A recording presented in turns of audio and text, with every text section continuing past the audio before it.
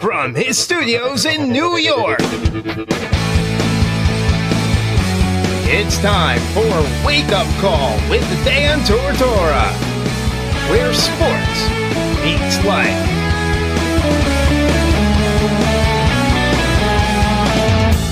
Here's your host, Dan Tortora. Welcome here to Wake Up Call with Dan Tortora on wakeupcalldt.com, your one-stop sports shop, and on mixlr.com/wakeupcalldt. Hope you're doing well this morning, this Friday morning, the last Friday in March. Hard to believe. It's crazy how we're already going into April, but at the same time, I feel like March was a long month because I started March with March 3rd, Lawrence Moten's jersey gets retired. It's the final home game of the season, final regular season game for the Syracuse basketball team against Clemson. They get a win, and then a couple days later, on Monday, I'm flying out to Brooklyn. I'm in Brooklyn all week long for the entire ACC tournament, covering all 15 schools, doing interviews, this, that, and the other, having the former SU players on and all of that, speaking and sitting down with the commissioner of the ACC, John Swofford. Then I come home on Sunday. I leave on Tuesday to go to Dayton, Ohio for the first four, where I had Syracuse predicted to play an 11-seed play-in game. Went there, saw them play Arizona State, flew straight to Detroit, had Syracuse in Detroit, Little Caesars Arena, and St. Patrick's Day and everything going on. Watched Syracuse take on TCU, and then Michigan State. Came home for 4 days, did 4 events in 4 days, then flew out again, went to Minneapolis from Syracuse, then to Des Moines, Iowa, drove to Omaha, Nebraska, because I couldn't get a flight to Omaha, Nebraska, then got to Omaha, covered the game, went into the locker room, spoke with the team after they lost the game, then went to bed at like 4 a.m., woke up, went back to the airport, all confused because they're an hour behind Eastern time in Omaha. Then dropped off the rental car, got on the plane, went to Minneapolis, then to Albany, then slept there for the night. Then that Sunday morning, my wife and my dog came to pick me up, and then I went home, and that was this past Sunday. So yeah, March for me seemed very long, in a good way. But it was crazy, man. It was crazy. That's been my schedule. That has been my schedule. But people are like, what have you been doing lately? That's the schedule, folks. That's what I have been doing. And for anybody that's paid attention on Facebook, Twitter, and Instagram, which I know many of you have, this has been great. The amount of support and people reading my articles and listening to my interviews and downloading shows and going to the app and all this stuff. Like, what you have all been doing, I cannot thank you enough. It really does mean a lot to me. So thank you so very much for everything that you've done. I really do appreciate it.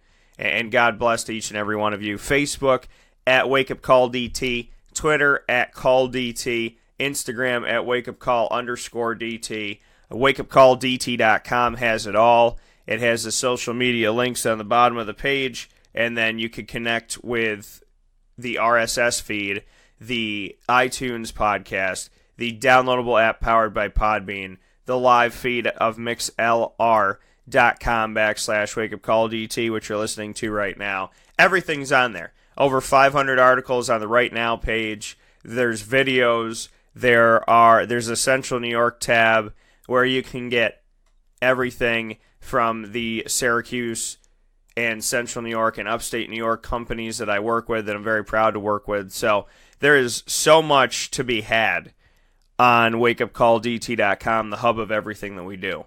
So make sure that you go there and that you subscribe, and make sure that you become a member right here on the live line of mixlr.com/WakeUpCallDT, because members can chat with me in the live chat room during the show, and members are emailed every single time the show goes live, so they never miss a live broadcast again, and they always know what's going on. So Make sure that you do that. We're about to hit 15,000 total live listens this morning, thanks to you.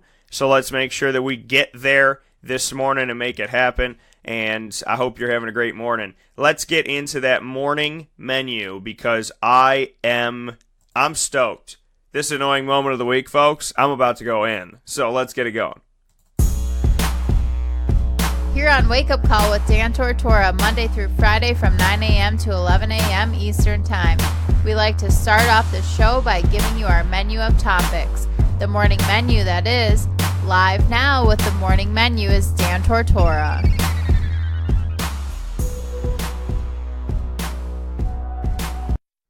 The morning menu right here on Wake Up Call with Dan Tortora for this morning, March 30th, Friday, TGIF, baby. The morning menu for today, we're going to do what we always do on a Friday. You know our signature segments. We're going to make it happen. So, Ectocore said, let's hear Dan go ham on the annoying moment of the week. AMOW, baby. That's the first thing that we're doing here. We do it every Friday. Good Friday is no different. The annoying moment of the week coming to you in just a second. And then after that, Significant Soundbites, our other signature segment on Friday, is going to extend itself. Because I couldn't choose between these two significant soundbites, I'm giving you a bonus significant soundbite this morning. So, our significant soundbites are going to be first at 9:35 a.m. Eastern Time, the Miracle on Ice comes to Wake Up Call. That's right, Mike Ramsey from the 1980 U.S. hockey team that defeated the Soviet Union, and then he went on to play almost 2 decades in the NHL, will join the airwaves at 9:35 a.m. Eastern Time for an unforgettable, memorable, exciting, miraculous, and historical interview on Wake Up Call with Dan Tortora. Over 1,000 people have graced the stage and the airwaves of this show, but we have never had the Miracle on Ice, and that will change this morning at 9:35 a.m. Eastern Time. Then after that, at about 10:15 a.m. Eastern Time, Braedon Bayer will join the show. He went from a D-III player to Syracuse's walk-on to an Orange scholarship to playing in the NCAA Tournament in a massive game in the round of 32 against Michigan State that helped the team to get on to the Sweet 16. This amazing story of Braedon Bayer continues at 10:15 a.m. this morning through his mouth, his words, his thoughts, his feelings as we move forward with Braedon Bayer. So, very excited to have Braedon on the show this morning right around 10:15 a.m. Eastern Time. So, you know what's going on. Significant Soundbites double whammy with Mike Ramsey of the 1980 Miracle on Ice U.S. hockey team and Braedon Bayer, Syracuse's walk-on, who turned into a scholarship player, who went out there when Frank Howard went down and gave Syracuse some much-needed minutes, and on the defensive end especially, helped this team get past Michigan State and into the Sweet 16. And he is now, as a graduate transfer, looking for an opportunity to go somewhere and play a little bit more, coming off of this great run with the Syracuse Orange. A walk-on who helped the Syracuse team win over Tom Izzo, Miles Bridges, and Michigan State. I think that could punch his ticket somewhere for sure. And we'll round out today's show with a massive smack in the face to Syracuse basketball. The madness just wasn't over for the Orange. We'll talk about that in just a little bit, but not before everything else. The annoying moment of the week is first. Dan Tortora proudly brings you... Is that for real? Are you kidding me? The annoying moment of the week. I really, honestly, I don't know how to respond to this.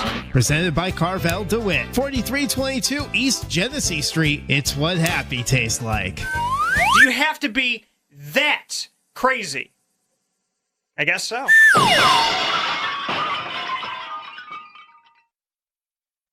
The annoying moment of the week, proudly presented by Carvel DeWitt on 4322 East Genesee Street in DeWitt, New York. It is what happy tastes like, and it is the home of the Wake Up Call Sunday, pardon me. I was going to say the Dan Tortora special. The Wake Up Call Sunday chocolate, vanilla, or a twist, soft serve, topped off with cookie dough pieces and caramel swirl. It is the amazing, enchanting, exciting way to spend any one of your holidays, any one of the seasons of the year, to go out and get the wake-up call Sunday exclusively at Carvel DeWitt with my signature cookie dough pieces and caramel swirl. Go get it at 4322 East Genesee Street right now today in DeWitt, New York. And with that being said, I'm going ham on the annoying moment of the week live right now. So people want to know, Dan, what's the annoying moment of the week? What's it going to be? What you got for us? Well, folks, you know that I take from life experiences. You know that I take from things that happen to me, to somebody else, that I can't just sit here and say nothing. Can't just sit here and keep my mouth shut.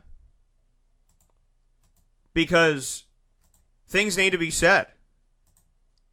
Right? When people do things that are wrong, disgusting, deplorable, we need to talk about it. We need to put it out there. We need to let people know that that's not okay. We need to stand up against injustice. We need to say that your word means something, that your actions have consequences. That needs to be said. It needs to be stated. It needs to be overly stated that it's real. That people can't just go around willy-nilly treating people the way that they want to treat people and thinking there's no repercussions to being a total buffoon. Because there are. And karma is only a B if you slap her in the face. And unfortunately, I've watched some people do that. So today's annoying moment of the week is about when you sign on the dotted line, when you give a word, when you handshake, when you look somebody in the eye, you better come with it. You better be about it. Or else you're about nothing. If you can't keep your word, you're not worth anything. If you sign on a dotted line, you better damn well know what you're signing. You better understand what you're signing. And when you come at somebody and question somebody's hard work, their ethics, what they're about, you need to back it up. I've met some really good people in this world. And I've met some really, really, really, really head-scratching, how can you have existed this long and been successful in any stretch of the imagination type of people. There's the people that care about quality. There's the people that care about service and care about doing things the right way every time. And if you're going to have a different experience every time, it's not an up and down experience. It's, oh, I experienced something new. I experienced something exciting. If you're a restaurant, experience something different on the menu. If you're a car dealership, it's, oh, you know, I went in this week and then the next week the cars were moved around and this was that. That's what's different. Not up and down service. Not food that can make somebody sick. Not people that take 20 minutes to get to your table to say hello. Not food that takes an hour and 20 minutes to get out. That's not what you want to see different from place to place and time to time. Now, on this end of the mic, I know my work ethic. I know what I do. I know what I'm about. I know what I stand for. Now, I would like to think that when I'm around other people that aren't working hard, that, you know, well, some people are, oh, you make me feel bad. Well, maybe, that's not me. That's your conscience. That's your get up and let's get moving. Let's go. Let's make something out of this. You know, that's not me. That's you. That's your conscience saying, I feel guilty. I need to do more. And that's okay. It's okay to have that. Because you need that in life. You need that little kick in the posterior. But some people don't have that kick in the posterior because some people live in a fantasy bubble. Some people live in a world where they don't have to work that hard because somebody else is supposed to do it for them. Maybe mommy did it for them before. Maybe daddy did it for them. Maybe older bro did it for them. But they still, to this day, as grown people, expect somebody else to cure all their ills, to fix all their problems, to make them feel better. And the reality of it all is, the keeper of your life is you. The person that's got to get up and make it happen is you. And if you aren't the mashed potatoes, if you expect everybody around your business, outside of your business, to be your mashed potatoes and not your gravy, you're not eating right. Because you're the mashed potatoes. And if you don't bring the potatoes, there's nothing to put gravy on. And that is the annoying moment of the week. Because when you are the gravy and there's no mashed potatoes, there is no reason to come to the dinner table because ain't nobody eating. Nobody's going to have a pool of gravy for dinner. That's not how it's going to be. So, I've seen some good, I've seen some crazy in life, and I'm here this morning to let you know that if you're going through a tough time with your boss, if you're going through a tough time with somebody who signed a contract, I've been up and down and around the corner with contract signings. And some people sign contracts and treat them like any other contract. I can't call Visa this morning and go, you know what, Visa? MasterCard, American Express, I don't think I'm going to pay my bill this month. Thanks for asking, but I think I'm good. I can't call Honda and say, I don't think I'm going to pay for my Honda anymore. I don't think you're going to get any monthly stuff in from me. I'm not getting the miles per gallon that I thought I was going to get, so I'm just not going to pay. I can't go and sit at a restaurant and go, this food was great. I'm not going to pay you tonight, but thanks for the food. And I tell people that all the time.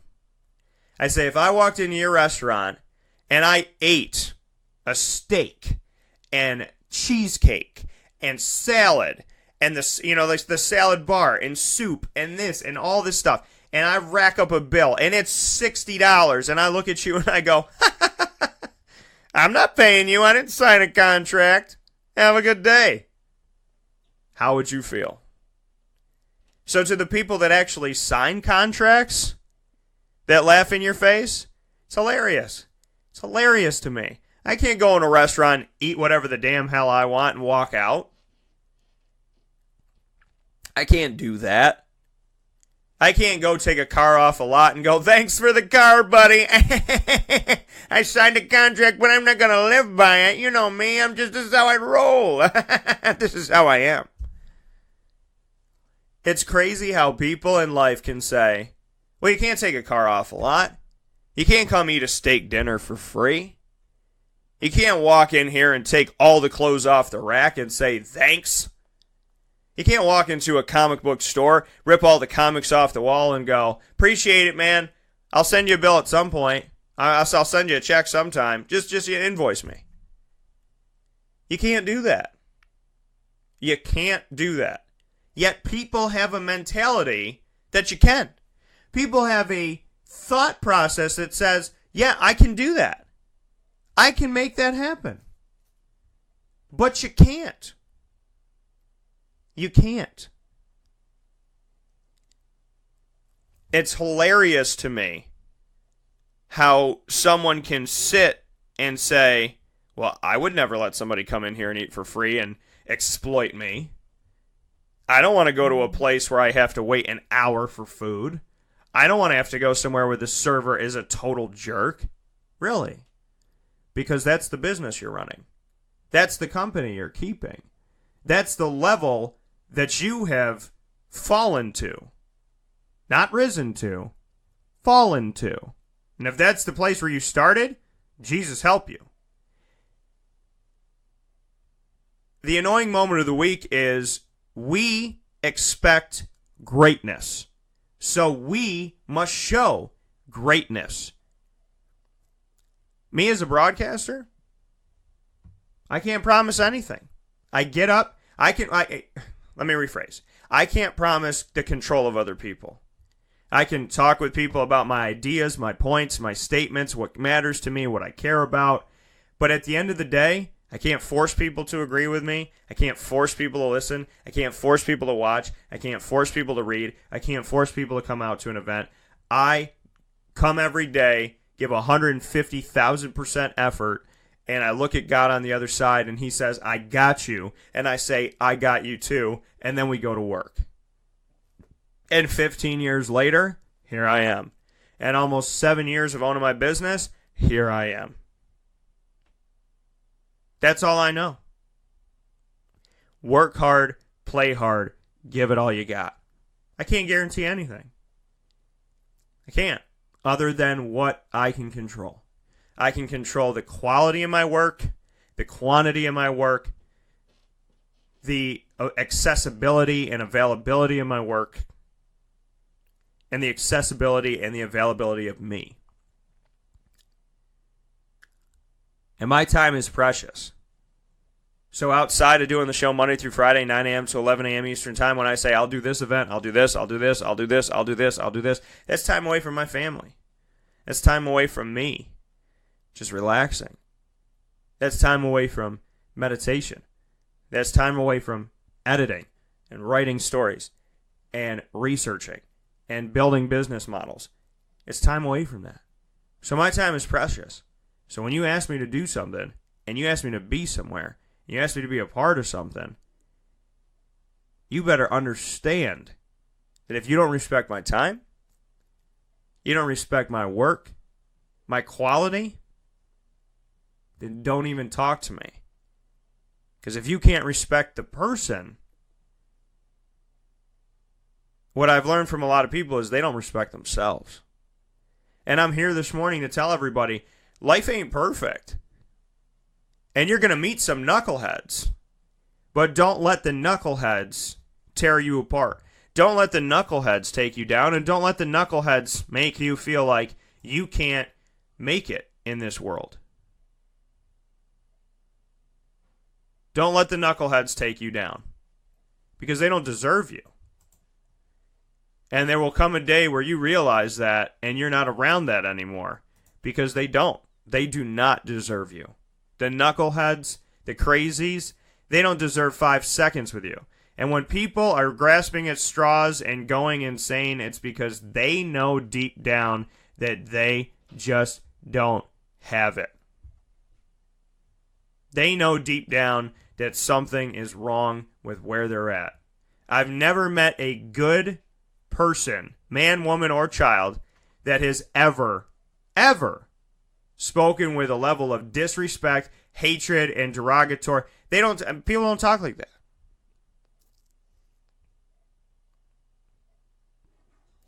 We all work hard. Well, I can't say that. I know I work hard. And I know that I surround myself with people that work very hard. And if you don't work hard and you don't give it all you got, it doesn't matter what you do. Well, Dan, I'm successful half doing it all the time. I'm successful just getting by. I screw these people over every day and I just somehow make it. Okay, well, that catches up with you. But quality, effort, enthusiasm, positivity, reality, I'm different. And I know I'm different. For all the things that matter, I am different. And I love that. I love being different. I love being original. I love being me. And nobody is going to take that away from me. So I speak from my experience, but I speak on behalf of everybody that's been through it. When you get slapped in the mouth and you said, "What did I do to you?" You ask those questions. You want to know. And you go crazy. And you fight, and you fight, and you fight, and you fight. Until you get to a point where after so many of those conversations, you say to yourself, what does this person look like? Do they resemble anybody else that was a thorn in my side? What happened to that person? Because 9 times out of 10, people that can't figure out their own life try to figure out yours. And when they can't figure out yours and you can't save them and you're not their everything, you're not their mashed potatoes, steak, gravy, mushrooms, and blah, blah, blah, they blame you. They're where they are in life and they will never rise above that point because they want somebody else to pick them up. Where I'm the person where if you ask me to pick you up, I'll help you out. But I'm not carrying you my whole damn life because then how am I supposed to live my life? You can't carry everybody else's burdens with you. You can't do that. I can't wake up every day saying, I'm going to run your business and my business and his business and her business. You can't do that. That's a common misconception of advertising. You don't work for them. You're not their employee. You don't run their business. You just help. You support. You extend. You're an extension of them. And when they don't perform and they don't come through,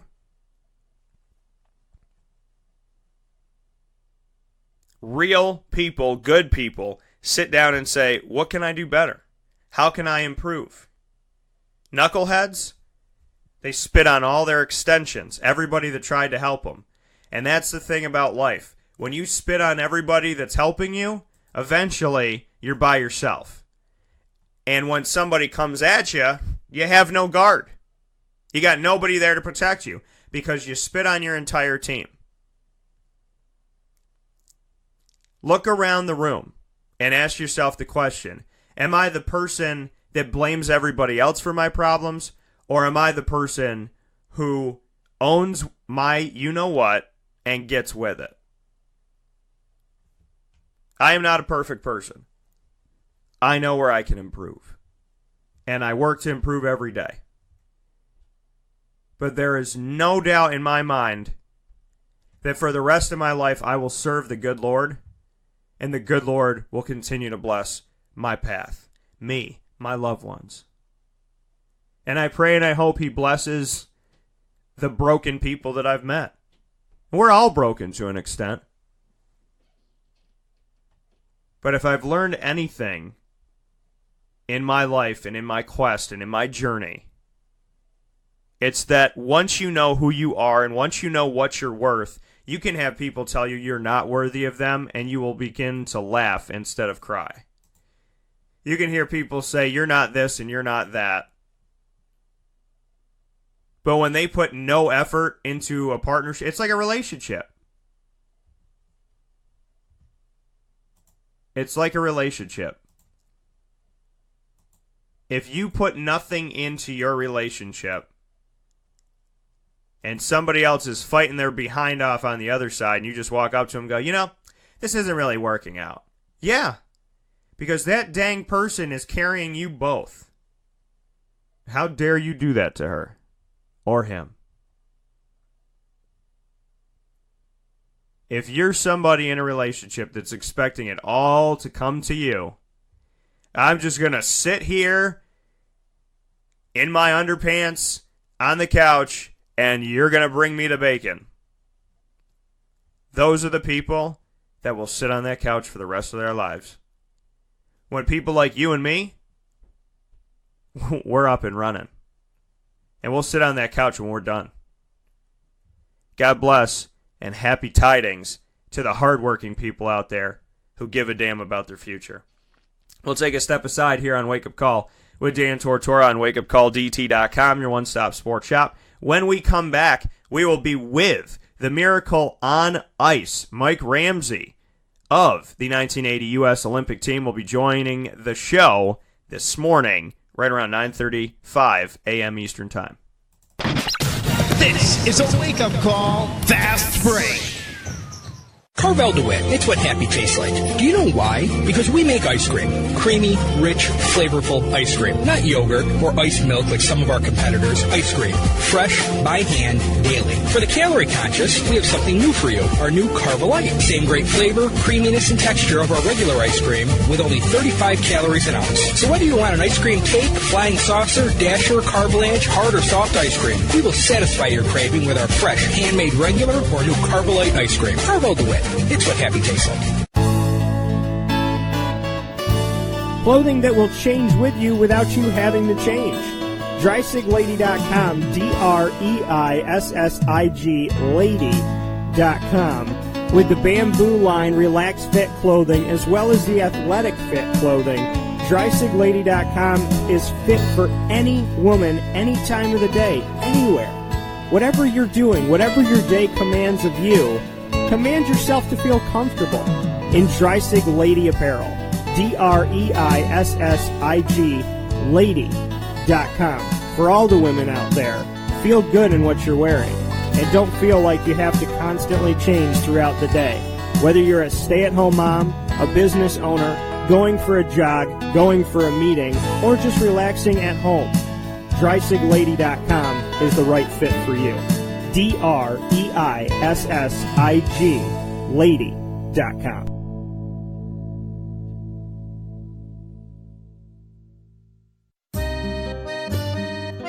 This is Lawrence Papaleo, licensed real estate salesperson for Gilbo Realty.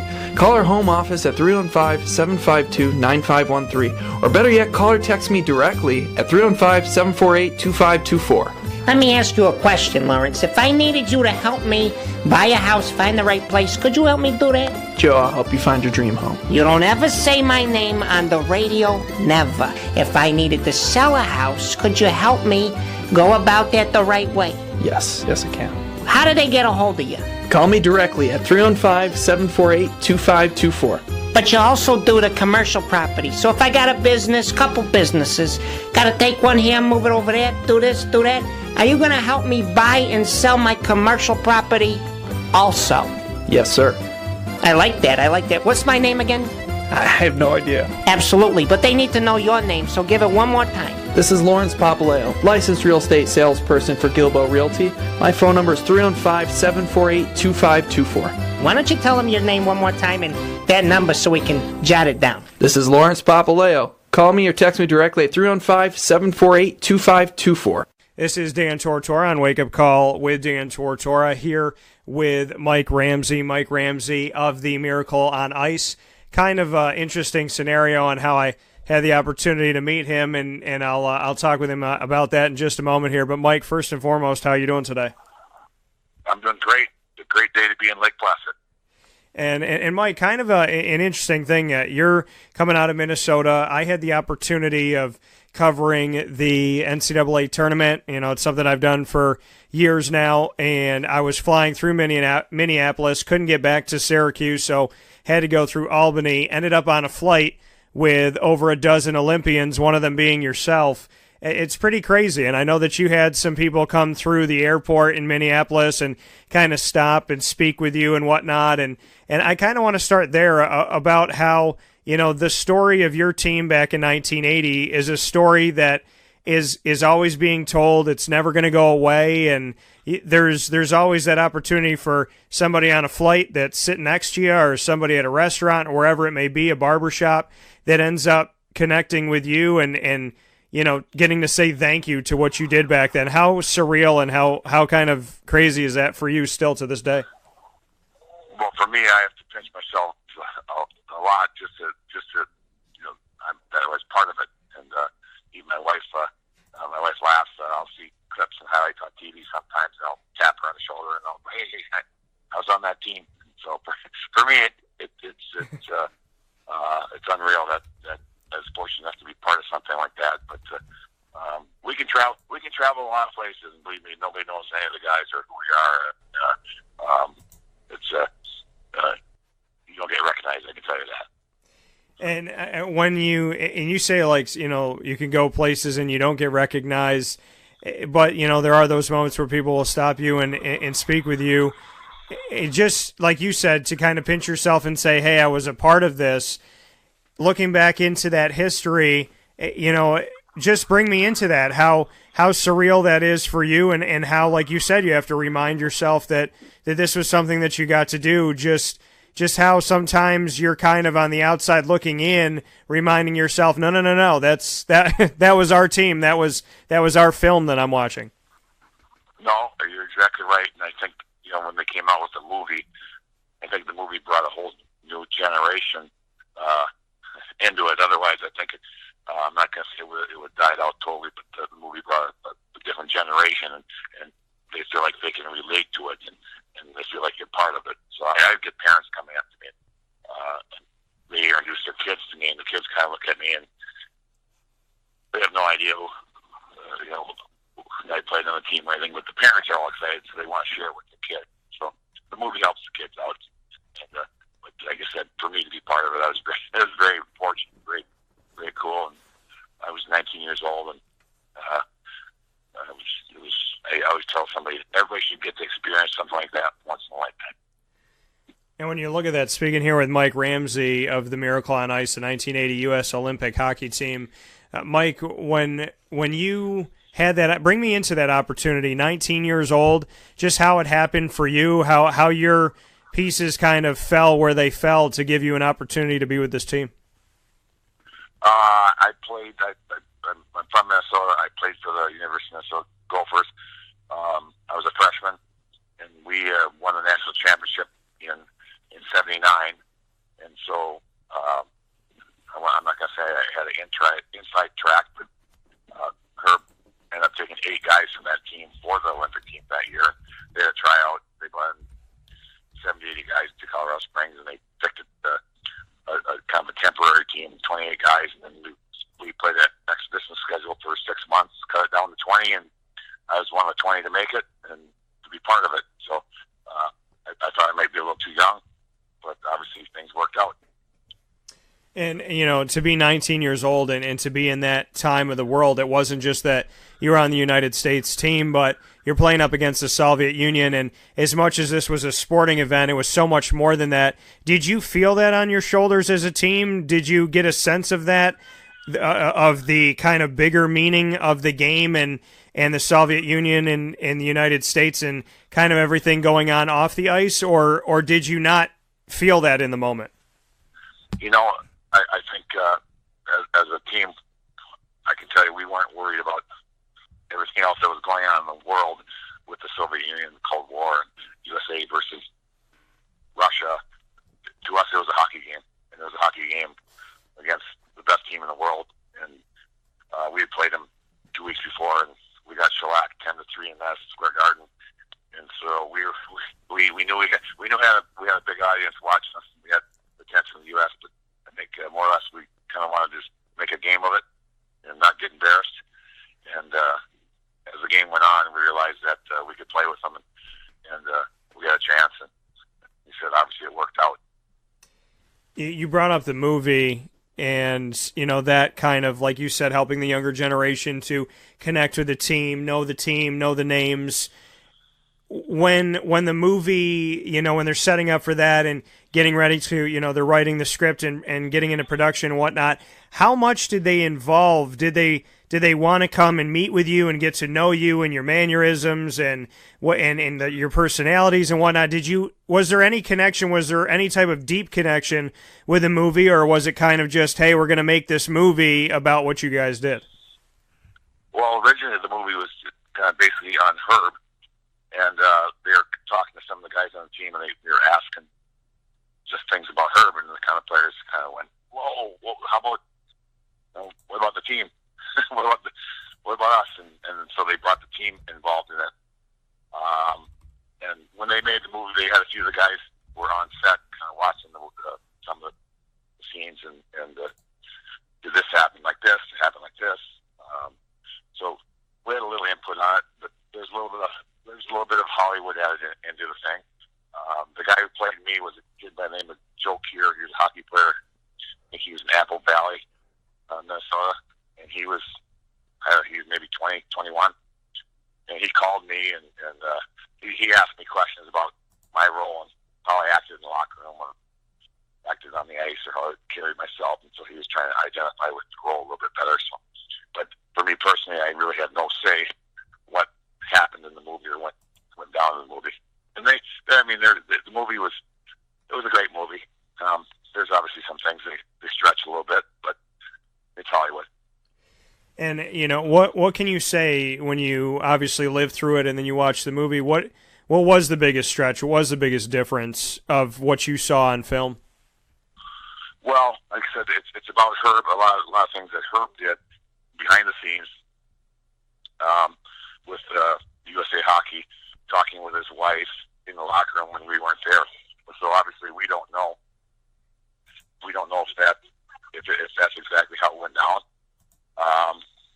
There's a couple things, that the skate that happened in Norway, was a huge part of the movie when the assistant coach was out yelling again. Well, the skate happened, but it didn't quite happen like that, and I feel kind of guilty because I was in my street clothes already with Buzz Schneider and Steve Kristoff. We got thrown out of the game for fighting, so we didn't do the skate. So, but and I watched the movie. We're doing the skate, and everyone wants to talk about it.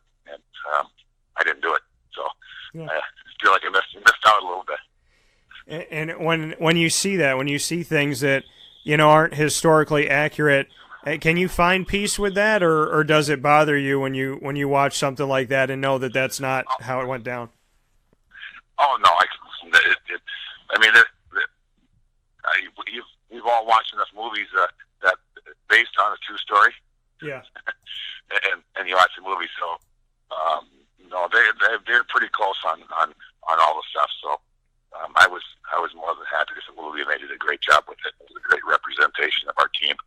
I thought some of the things, like a guy like Mark Johnson, who was our best player by far, and he kind of carried our team. I didn't think he got enough credit for what went on in the Olympics and in the games and stuff. But you have to base the story on some things. But Mark Johnson was a fantastic player, and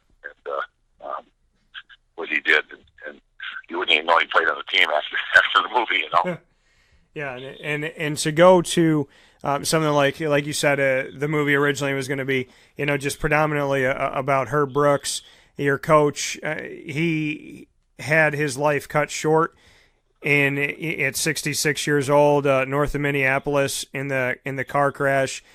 To go back to those moments, and obviously your connection to Minneapolis, not obviously too far away from you. I mean, to look back on that and look back on your coach and everything that you did together and accomplished together, that moment for you, and how you found out, the phone call or whatever it may be of when Herb unfortunately left this world too soon.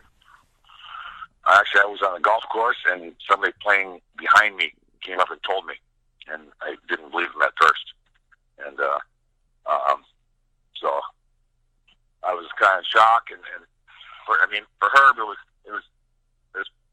obviously it was very tragic and sad. But for all those guys, he's basically the first member of the team to pass away, and we're all getting older, and we are going to pass away eventually. And they said that we didn't think it was going to be so soon, and it kind of robbed us of a relationship with Herb, because after the Olympics, the relationship changed.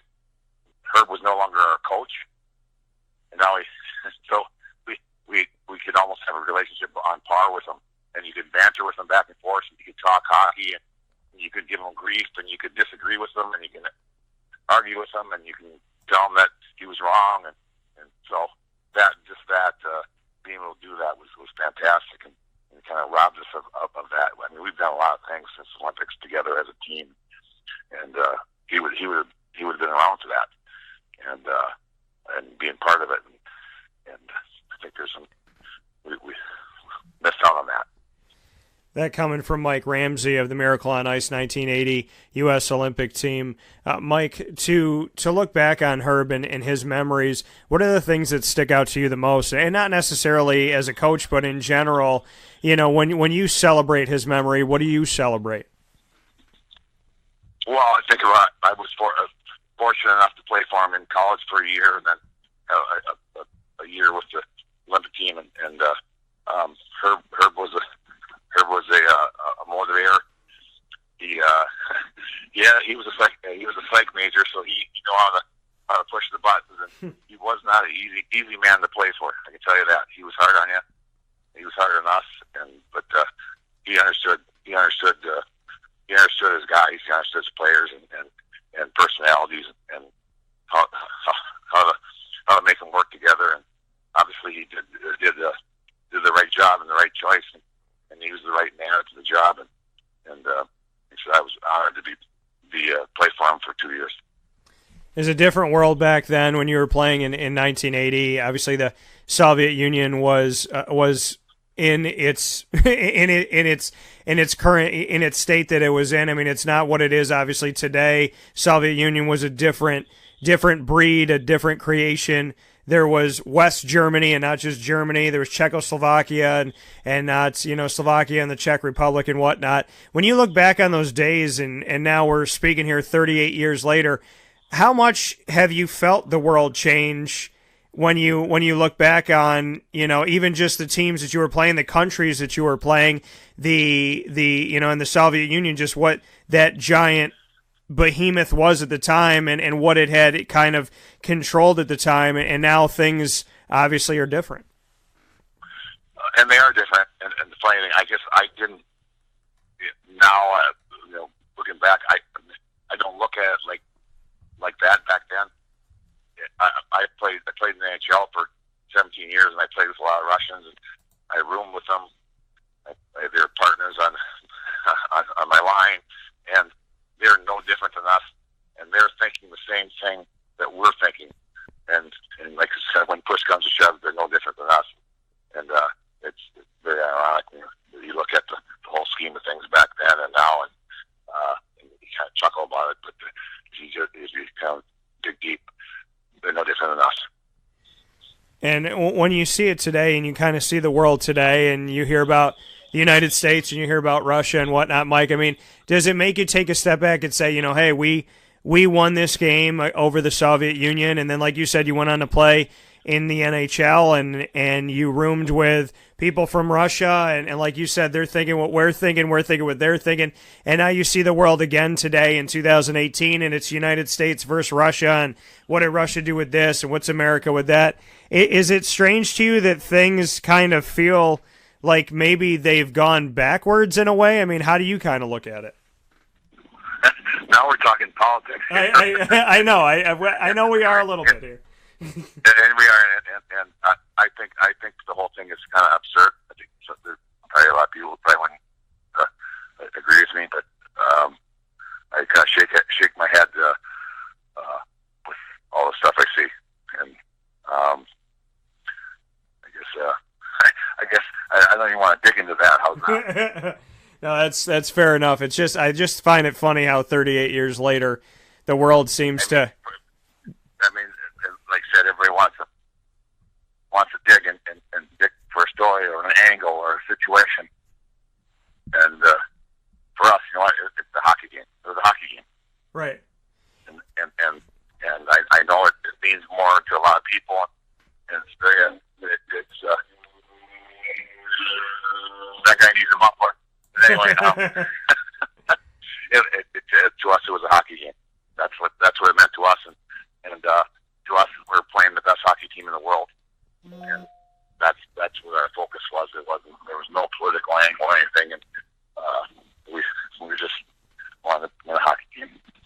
And when you do that, Mike, like you said, to you, you're playing a hockey game. You're obviously playing to win. You don't go to the Olympics or on the ice at any time to go out and lose.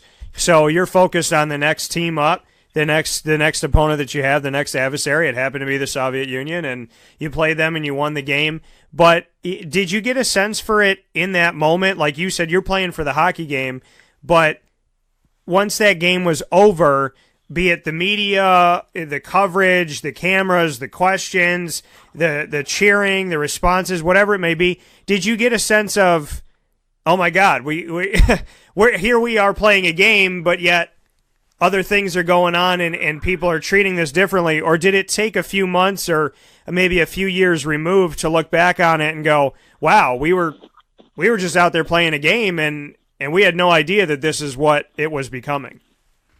Well, actually, after we beat the Soviets, we had another game to play. We had to play Finland, so we had a day off, and then we had to play Finland. So it was kind of role reversals, and we went from underdogs to favorites, playing for the gold medal, and kind of that was our focus at the time. And if we don't beat Finland, we're not sitting here on the phone right now having this conversation, because it really doesn't. We end up getting bronze.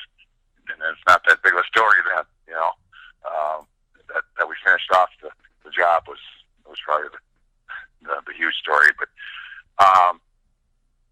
as far as changing things, life in the world, I don't think it changed anything. I think it helped hockey in the U.S. I think kids watch that, and I think that it made some more kids play hockey. I think that helped the U.S.A. hockey program and development hockey in the States. Hockey players won the NHL. I think it helped that, and I think it helped at that time. It was a good time for the country. It was a feel-good story for the country. Something to grab onto, and to make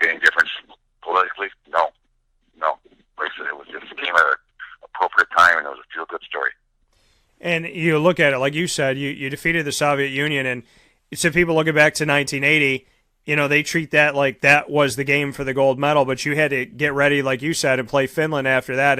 And like you just mentioned, Mike, that's the real story.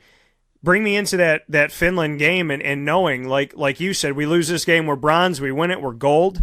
Just once you did that role reversal and that flip that you were talking about from underdog to being the team that, people were saying, okay, well, we expect America to win after defeating the Soviet Union. There's a lot of things that happened in 24 hours, and then you went and took care of business over Finland. And I want to go a little bit deeper into that because, like you said, that needed to happen to finish what you guys were doing. To finish this run, this miracle, as people call it, had to include this game against Finland.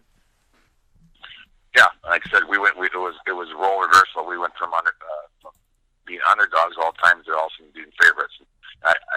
We weren't exactly comfortable in that role, and as a group, we were confident, but we were a little nervous against Finland. They're a good team, and we'd been over to Finland in months before playing some of their elite league games, and we won some games, lost some games, won some games. So there was nothing guaranteed, and actually we were down in the game again, trailing, and we had to come back and come from behind to win. And then you look at kind of from here. I want to take a look before we finish things up here with Mike Ramsey from the 1980 U.S. Olympic team.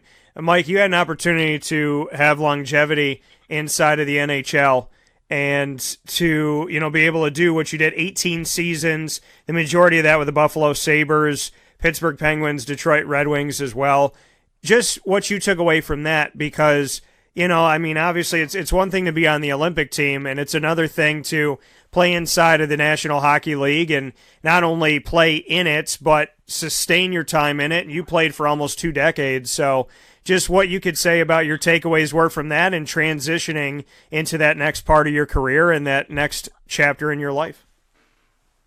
Well, it was a quick transition because I think I signed maybe 3-4 days after the Olympics, and 5 days later I was in Buffalo playing in my first NHL game, and as a hockey player, I think that's every kid's dream. I honestly say, growing up, I wasn't thinking about playing on an Olympic team growing up. It was just something that happened for me. But playing in the NHL was something that I dreamed about, and just seemed to be the next step forward after the Olympics. And I was very fortunate to have a long career and play with a lot of good players and good teams and be part of it. And I always tell people it's a hard way to make an easy living because it wasn't easy, but it was lots of fun, and it was great to be part of. When you look back on your time in the NHL and all those years that you played, and then fast forward to right now, have you seen any drastic changes? Have you seen anything that maybe doesn't look like it did back then? Any parity or things that stick out to you? I mean, are you still sitting back and watching these NHL games and paying close attention? And if so, do you see a change from when you were playing? Huge change from when I was playing, and I am coaching 13 years after I retired, and just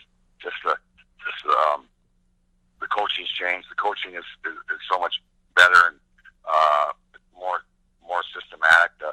They break down tapes, and the player has to be right here, not there. You have to go here.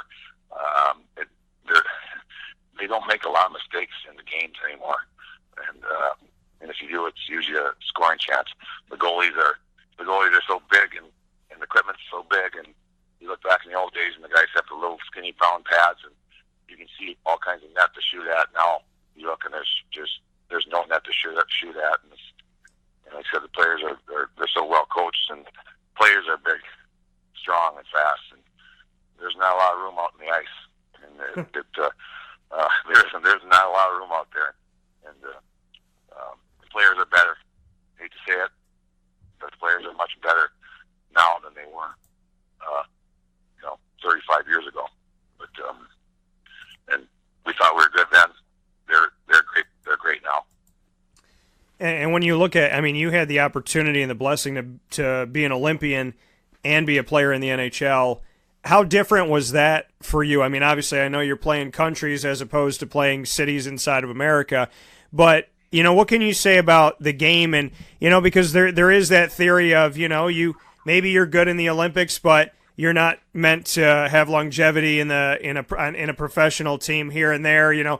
We see some players that try to transition and it doesn't work. So, what can you say you took away from the ebb and flow of being an Olympian and also being an NHL player? Well, I think that's the thing with a lot of things in life. A lot of things transition, good or bad. And I mean, there's players that are good college players and not good NHL players. There's players that aren't very good college players and then great NHL players. So the game is a little different. The Olympic games obviously different. Back then, it was different than the NHL game. We played on a big ice surface, and it's more of a puck control game in the 80s. Obviously, now the whole Olympic format's changed from the way it was back then. But I think our team. I mean, I know it was kind of a new era when after the Olympics we put quite a few guys in the NHL, and I think we had a lot of good players on our team. I think when people look back, they don't realize. I mean, we had 3 guys that played over 1,000 games in the NHL. We had Kenny Morrow, he won 4 Stanley Cups for New York Islanders. We had Mark Johnson, who was captain of the Hartford Whalers. We had good players, and so I know it was a huge upset, but we did have good players. And when you look back, I want to look at this really quick. I mean, when we look at just the 21st century of the Stanley Cup and the winners, I mean, we have 2000, the New Jersey Devils, 2001, the Colorado Avalanche, then the Red Wings, the Devils again, the Lightning, the Hurricanes of Carolina, the Anaheim Ducks, Red Wings, Penguins, Blackhawks, Bruins, the Los Angeles Kings, the Blackhawks again, the Kings again, then the Blackhawks again, and then the Pittsburgh Penguins, the last couple here. We're obviously seeing some teams like Pittsburgh and Chicago and Los Angeles recently, make their way into this. And Detroit, which you were a part of, they have their history and their longevity as well. And right outside of the 21st century, had the 1997, 1998. But, what can you say about the level of competition in the NHL right now? I mean, I'm saying some names that have found their way every other year to hoist that Stanley Cup recently, but we've seen some different teams get in it, and a team not too long ago like the Anaheim Ducks in 2007. Well, I think it's very difficult to have a dynasty in the NHL now with the salary cap and the money, because it's hard to hold on to players, because back in the 80s you really couldn't go anywhere, and they had you locked in. So I think it was easier to have a dynasty back then. Like the Islanders won 4 straight, Edmonton winning 4. What Pittsburgh and Chicago has done is a credit to their organization and some of the players they have there, because they keep the nucleus and they kind of stick handle around them to keep the nucleus. And they're big gunners are the guys that drive the bus, and the other guys come in and kind of support. But it's hard to have a dynasty in the NHL now, the way it's set up. You're in Minnesota, so I got to ask you. I mean, one of the newly put on to the NHL expansion teams, the Minnesota Wild. Are you a fan of the Wild? Is that the team that you're paying attention to the closest? Yeah, no, I coached with the Wild for 10 years, so I live in Minnesota and I follow them. So obviously they're my favorite team and the team that I pull for and I watch, and they'll get in the playoffs, and hopefully this is their year to take a run. I mean, you look at some other things recently with the expansion. Minnesota came in 2000, but the Vegas Golden Knights, I mean, did you think that you would see the NHL continue to expand? It's now 30-plus teams. There's a team in Las Vegas. I mean, did you ever see this happening and this type of expansion and having a team in Vegas and kind of seeing it move the way that it has? I didn't envision this, but at 500 million plus for an expansion team, I would keep expanding.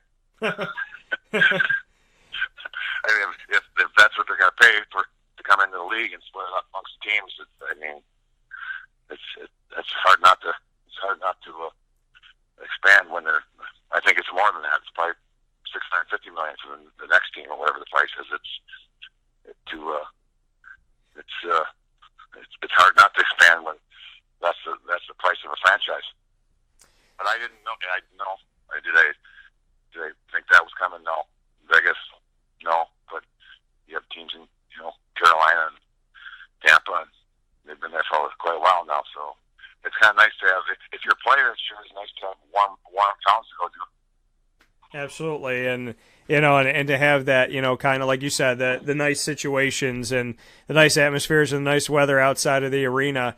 That coming from Mike Ramsey of the Miracle on Ice in 1980, as well as longevity in almost 2 decades as a player inside of the NHL, and then well over that when you look at coaching and connections there. Mike, I know it's your first time here on the show, and I appreciate you taking some time, as I know you're in Lake Placid doing your fantasy camp with the rest of the guys, and I look forward to the opportunity of you coming back on the show. We'd love to have you. All right. I appreciate it. Thanks, guys. All right. Take care, Mike. All right. Bye-bye. This is a wake-up call, fast break. This is Jimmer Sikowski, owner-operator of Chick-fil-A Cicero, 7916 Brewerton Road in Cicero, right in front of the Home Depot. I had a deep feeling that God wanted me to do something bigger with my life and to help people, help others. He kept putting Chick-fil-A in my life, and I realized as I was going through the franchise selection process that positively impacting the lives of others was really core to what we do here at Chick-fil-A. First of all, it starts with the food. The food is brought in fresh daily. We bring in local produce. We prepare to order in the kitchen. We hand bread our chicken. We hand spin our milkshakes. It's great food. It doesn't taste like fast food. I think the second thing is the way people feel when they come in a Chick-fil-A restaurant. It's different. We try to treat people with intentional kindness here, which is very different and deeper than good customer service. And so I think it feels remarkable for most people to come in a Chick-fil-A restaurant. And then lastly, the impact that we try to have in the community is very different. It's a big part of the expectation of every operator of a Chick-fil-A restaurant is that they're actively engaged in their community, they're a leader in the community, and they're making a difference. When they realize that what we're striving to do is to shine a little light in their life, that's a very, very different experience than you will have in any other quick service restaurant. And it's that remarkable experience that I think people will emotionally connect with.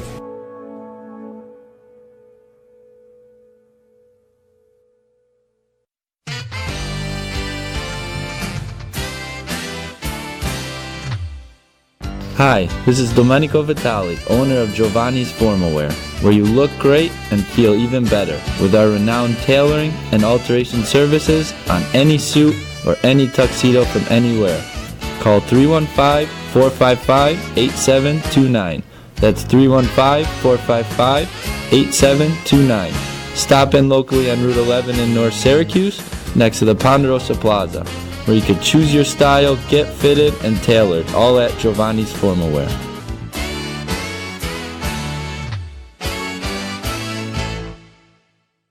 I'm George Townsend of Honda City with some good advice when buying a new car. The true cost of owning a new car is determined by the appraised value when you trade it. No vehicle appraises higher than a Honda. Next, look for low APRs and deep discounts. You also want low maintenance costs and great fuel economy. That's why my advice to you is to buy a new Honda. Looking pre-owned, visit our Honda Certified Used Car Center. Honda City, 7140 Henry Clay Boulevard, Liverpool, or HondaCity-CNY.com. It would be a pity if you don't shop at Honda City.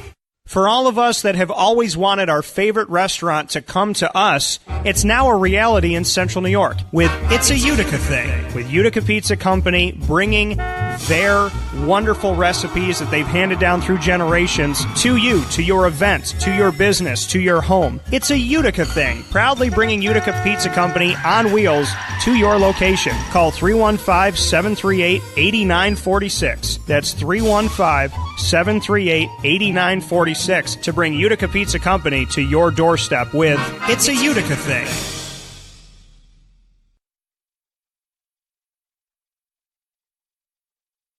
Welcome back here to Wake Up Call with Dan Tortora on wakeupcalldt.com, your one-stop sports shop, and on mixlr.com /wakeupcalldt. Want to give a special thank you to Mike Ramsey for being a part of the show. Miracle on Ice, had the opportunity to meet him and speak with him in my travels of the NCAA tournament.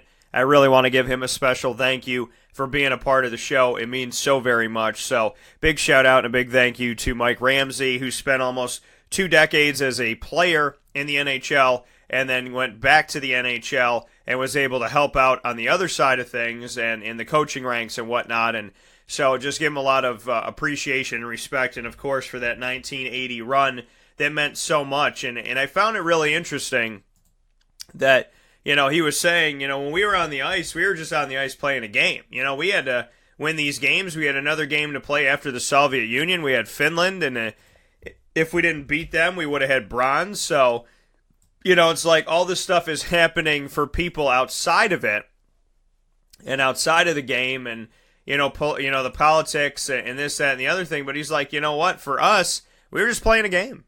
For us, we were just trying to win the gold medal. We were, that's what we came for. That's what we were striving to do.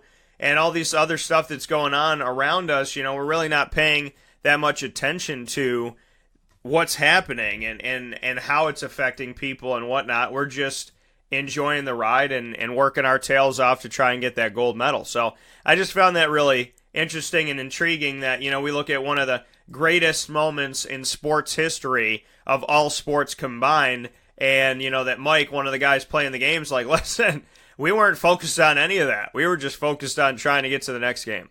So, it's just funny how things are from the inside out and the outside in, and just what it meant to the country. And then when the guys were playing, just the fact that they were zeroed in and it wasn't a bigger than them moment. And that's, that's a big reason why they won, I'm sure, is because they didn't make it bigger than them and they didn't make it something that it's not. They just went and played a hockey game and gave it all they possibly could. And they were the underdogs to the Soviet Union, and then all of a sudden they were the team to beat against Finland. So, they flip-flopped, and you heard him speak on that, how it was a little role reversal from one game to the next, but the team was able to handle it, figure it out, and win it. And then, the untimely passing away of Herb Brooks and just what that did, and and like Mike Ramsey said, to take that away from us, that our coach could be our peer, and we could talk with him about stuff and tell him things we liked and didn't like, and what we would change and whatnot, and that they didn't really have that time. So, to Herb in heaven and to everybody, on that team that is not with us anymore and whatnot. Like Mike was saying to me, he's like, we're gonna start passing away. He's like, we're not all gonna be here. We're not all here forever. And it was just that sad truth of like, we're celebrating together in Lake Placid, and there's about 14 of us. But that's why I tell you all the time, and why I remind myself, appreciate the moment, live in the moment, love the moment before the moment is gone. And a moment could last a really long time. A moment could feel very short. But it's your enjoyment of that moment and making the most of that moment that is what matters. So seize the moment and enjoy that. And I mean, speaking about seizing the moment, I mean, I was talking to a total stranger, and he goes, hey, man, he goes, I think that's one of the guys from the Miracle on Ice, and I think that other guy's with him, and I think that other guy might be a part of, and, and so I do my due diligence and, try to match up people and whatnot with, who's who, and then just kind of got off the plane and went over to Mike and said, hey, Mike, I'm Dan Tortora, I'm a broadcaster, I was just on your plane, and I love the opportunity to speak with you, and he was very nice and very kind and very welcoming, and he said, yeah, I'll give you a call, give me your number, and he did. He gave me a call. I didn't get his number, he got mine, and he called me up, and we figured out a plan together. He was very easy to get in touch with and figure things out with, and just very hospitable, and I appreciate it very much so. So, seize the moment. You're on a plane with somebody, you want to say hello, you say hello. You want an opportunity to speak with somebody, you don't go, well, I hope God will put me in front of all these guys again someday when I have the courage to say hello. That's not how life works. Sometimes things come back around, sometimes they never do. But the thing is, whether it's that, whether it's a girl you want to talk to, or a guy you want to talk to, or a former player, or a current player, or an entertainer, or whatever it may be, just do it. Just do it. Because the repercussion of not is, it stays with you. Why didn't I ask that girl to the prom? Why didn't I see, what this person was doing after lunch? Why didn't I do this? Why didn't I do that? You don't want to be a person who lives life with regrets. And because regrets, they don't give you anything. They just take up space. It's kind of like if you don't eat a meal, the regret is just like the air bubble, just trying to take the space in your stomach. That's all it is. A regret is an air bubble. Doing and having the courage to do, that's the meal. That's the meal of it all.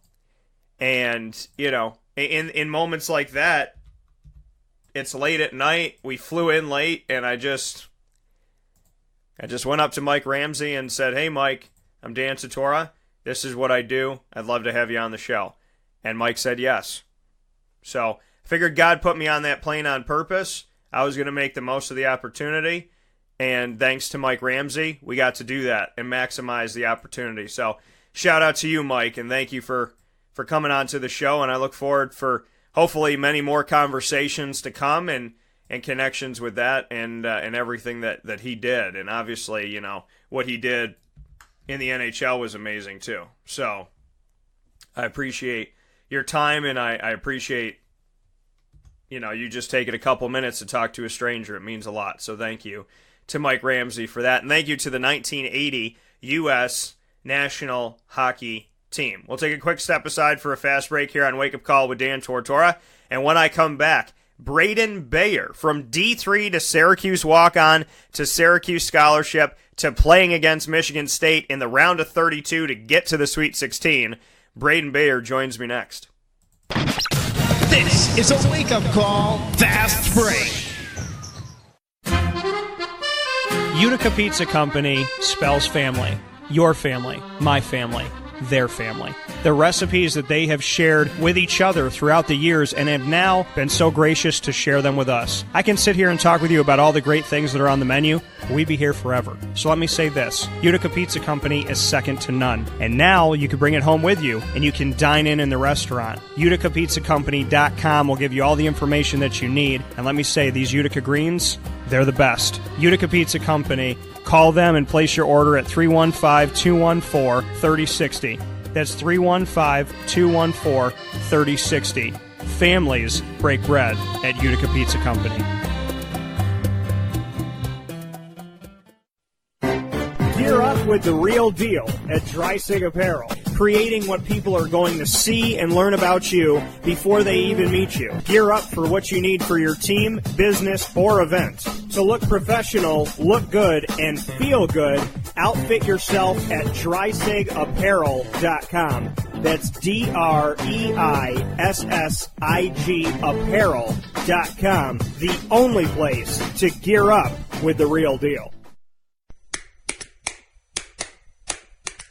What's the universal language of a fan? Clapping your hands. With Fan Hands, the ultimate sports fan accessory, find your team color, slip them on, and start cheering on your favorite team with 11 different colors, always in stock on fanhands.com, where you'll find the ultimate sports fan accessory. Real fans wear Fan Hands. This is Wake Up Call with Dan Tortora. We appreciate you being a part of the show. Braedon Bayer on the broadcast with me. Braedon and I have yet to, do an interview here on Wake Up Call with Dan Tortora, but he's somebody that obviously, you pay attention to the story all the way through, covered the team this season like I do every season, and, his story is a very interesting one and a very cool story, a very, kind of like an ever-evolving story throughout the season. So, first and foremost, before we get to that, let's bring him into the show. Braedon, how you doing today? Pretty good. How are you, Dan? I'm doing well. And Braedon, you came onto this team as a walk-on. Gino Thorpe comes in. He's got a scholarship. He's a grad transfer. He decides a few games in it's not for him. He leaves the team. Boeheim gives you a scholarship. And bring me into how all this happened, because you're a walk-on. You're on the squad. You hope to get in in some of these games, at the early point of the season in the last minute or so, and then all of a sudden you get a scholarship from Boeheim when things got shaken up a little bit. Bring me into kind of the steps and what happened once Gino Thorpe had left the team. Yeah, I mean, it was funny, too, because Gino was my roommate, so it was strange to just have him just get up and go one day, so it was actually pretty crazy. But once he left, I think we even had 2 scholarships, so like there was still one left for the season. So I knew there was an extra one anyway, but then once he left, it was kind of like, all right, am I ever going to get the scholarship? Like I was hoping. I've heard like rumors from last season when I was on the team that if there was an extra one that I would be the candidate to get it. So once he left, it kind of just pushed the process a little faster. So once that happened, a couple days after he left, really, it was announced to me that I was going to be put on scholarship. So I thought right there that was going to be the culmination of my career. Like I put on scholarship from a walk-on on Syracuse University. So that was pretty much the biggest step I felt of my career, and I thought that was going to be it, and I would have been happy with that. But obviously having him leave, it was just Howard Washington. That was one of our backup guards, and Boeheim's kind of told me throughout my time being here that like I could help. I could come in and bring energy and just be a spark off the bench or if we ever needed it. But, the way we played the season, everyone was playing 40 minutes basically.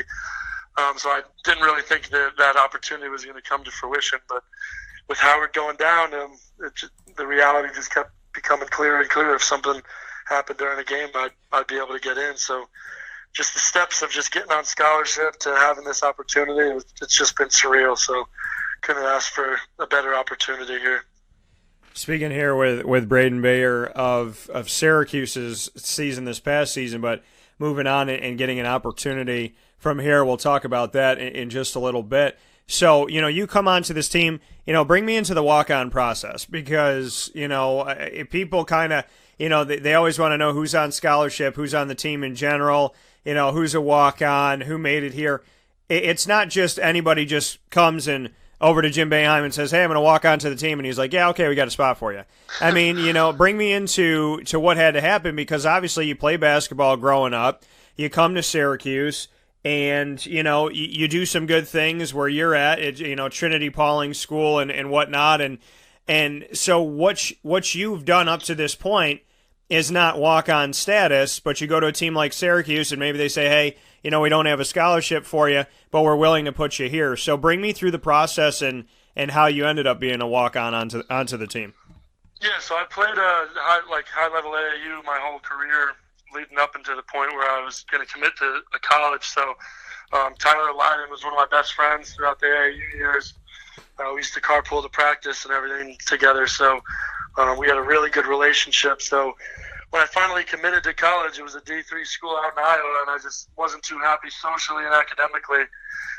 So when I started thinking about transferring, he was one of the first people I hit up. So when he told me that he had a chance to give me an opportunity to walk on and he could talk to the coaches on my behalf, I immediately was like, all right, well, I'm applying to the school, and I'm going to try to take you up on it. So once I got accepted into the school, from there, I was just trying to get a foot into the door with Tyler and just get FaceTime with the coaches and play pickup with the guys, and just to show them that I could play here and I could be an asset to the team. So it was a little different process for me because some of the other walk-ons have like their dad's friends with a coach or something like that, where they immediately like have a connection with the coaches and they know what their face looks like and they've been around the program for a while. But for me, I was just a normal kid transferring into Syracuse, just having the hope and dream that I could play for the team one day. So just with Tyler Lydon being my good friend and helping me out and put me into Mello and stuff like that, and just getting in front of the coaches and just showing them that I could be a good player for the team and actually help, I think was good. So, I mean, I stayed the whole summer here without even knowing that I was going to be on the team, just because I was friends with Tyler and I worked out every day with Coach Autry at 7 a.m., went through all the same stuff the whole team did and went through all the lifts and everything. So just from that alone, I think they saw that I could be a help to the team. And I think from there, they just decided to put me on the team after a long, stressful summer of not knowing whether my future was going to be on the team or not. So that was kind of the process of me getting there. And when you look at that process and, like you said, going through all of that, being connected with AAU, the Albany City Rocks, and Jim Hart and company there, and obviously Tyler Lydon, just what that experience was like for you, and just what you can say about your time with the Albany City Rocks, which is no stranger to the show, nor is Jim Hart. So just what you could say about your time there. Yeah, so I mean that got me the foot in the door with recruiting in general.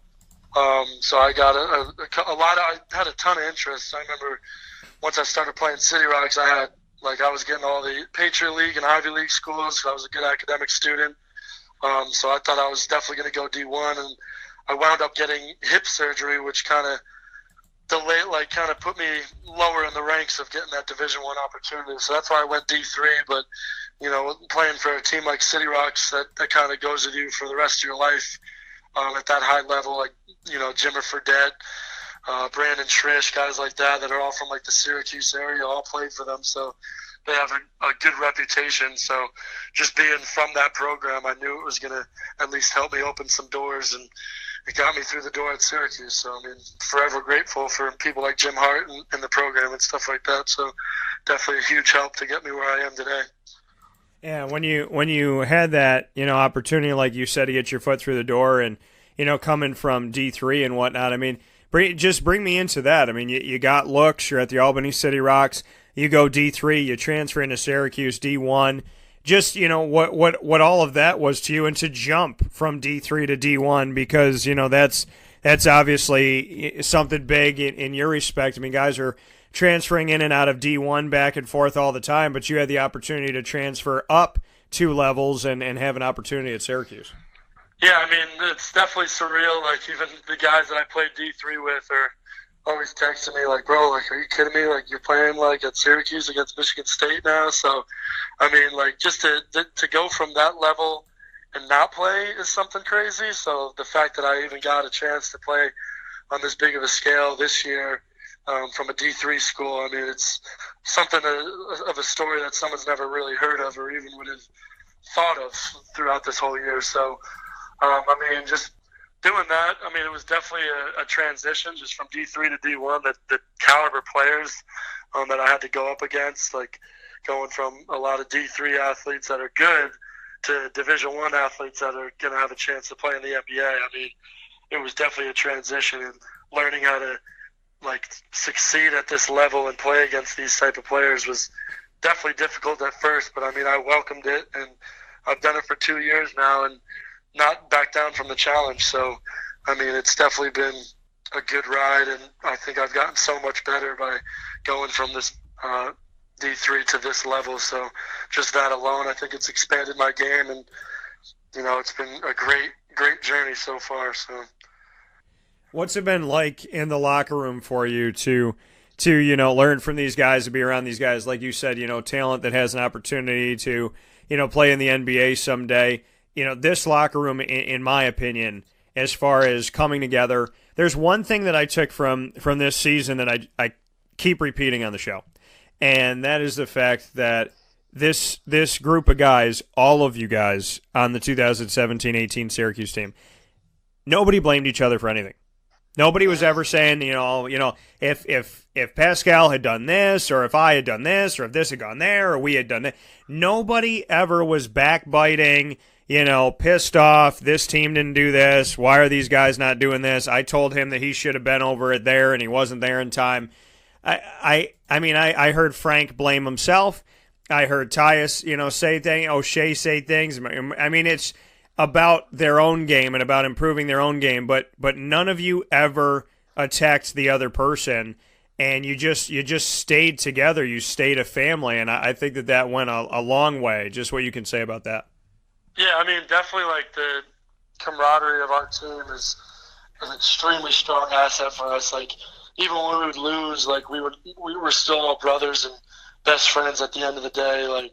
Our group chat that we have is always blowing up. We're always just talking about something, laughing about something. We all are great friends. There's not really cliques within the team. We're all kind of in the same group. It's just an extremely strong bond that we all have. So just to be a part of that is great. And I think a lot of teams don't have that. I think there's a lot of blame and not giving credit to players when they do well and stuff like that on other teams. And I think for this team, we all want to see each other do well. For me personally, when I finally got that little spell of time, even against Wake Forest, like my teammates are just so supportive and everyone's just so happy for each other. And the fact that we've been like going through so much this season, like we really at the end of the day only have each other.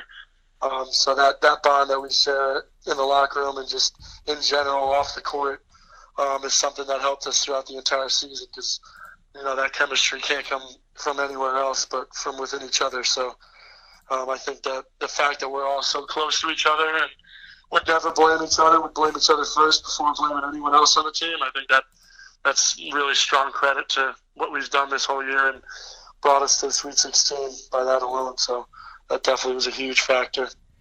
That come from Braedon Bayer here on Wake Up Call with Dan Tortora. Braedon, to look at that opportunity that you got, 6:39 left in the game, Frank Howard fouls back-to-back, a possession coming from out of bounds, and he looks like he's got his hands at his sides. They call a foul. He fouls out of the game. Pascal was already in foul trouble. Barama was already in foul trouble. There's a bunch of guys that they were already kind of faced with that, and Frank ends up fouling out. Howard Washington, who didn't play that much this season, he was out with an injury. There's no backup point guard. There's, very, very, very short bench, and everybody had already been out there that was typically out there. So it comes down to you. They give you an opportunity. You go out there. I made a statement on the show about the fact that an official said to me, Mike Kitts, he said, you're a good official when you can officiate a game, walk into the building and nobody knows your name, and walk out of the building and nobody knows. I said, in the respect of Braedon, I said, it's something to say when he can walk into the building in Detroit and go out onto the floor and nobody's saying, who's that walk-on, or look at this guy getting beat, or he can't play defense, or, now that he's in the game, the team's going to struggle and they're going to suffer. You went into that game and seamlessly you went in, you came out, and it was very quiet. It was status quo. The defense did what they were supposed to do. Just what you could say about that. Nobody left that building going, oh, my God. They had to put in a walk-on, and it was Braedon, and da-da-da.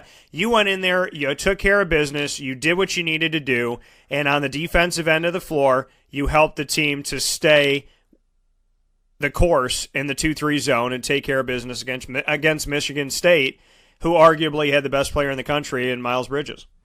Mm-hmm. Yeah, definitely when the opportunity was presented, I wasn't even thinking. Frank picked up the fifth foul within seconds of picking up the fourth. So I wasn't going to be an idiot out there and have everyone, kind of say that we lost because Frank fouled out on the walk-on, had to go in. That was motivation in itself to go out there. And if we can get the win with me out there, then that says a lot. So I knew that when I finally was put out there was no time to think. When I just had to do what I can do, and I've been doing every single day in practice up until that point.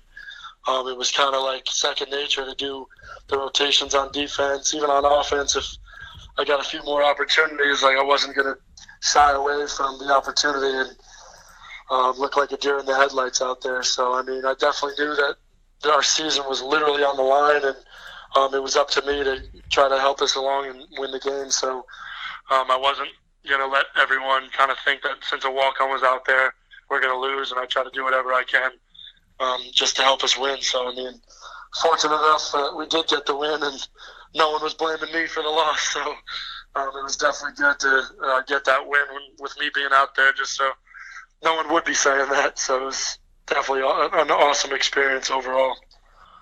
It was an avenge tour, a revenge tour, a proving them wrong tour, whatever you want to call it.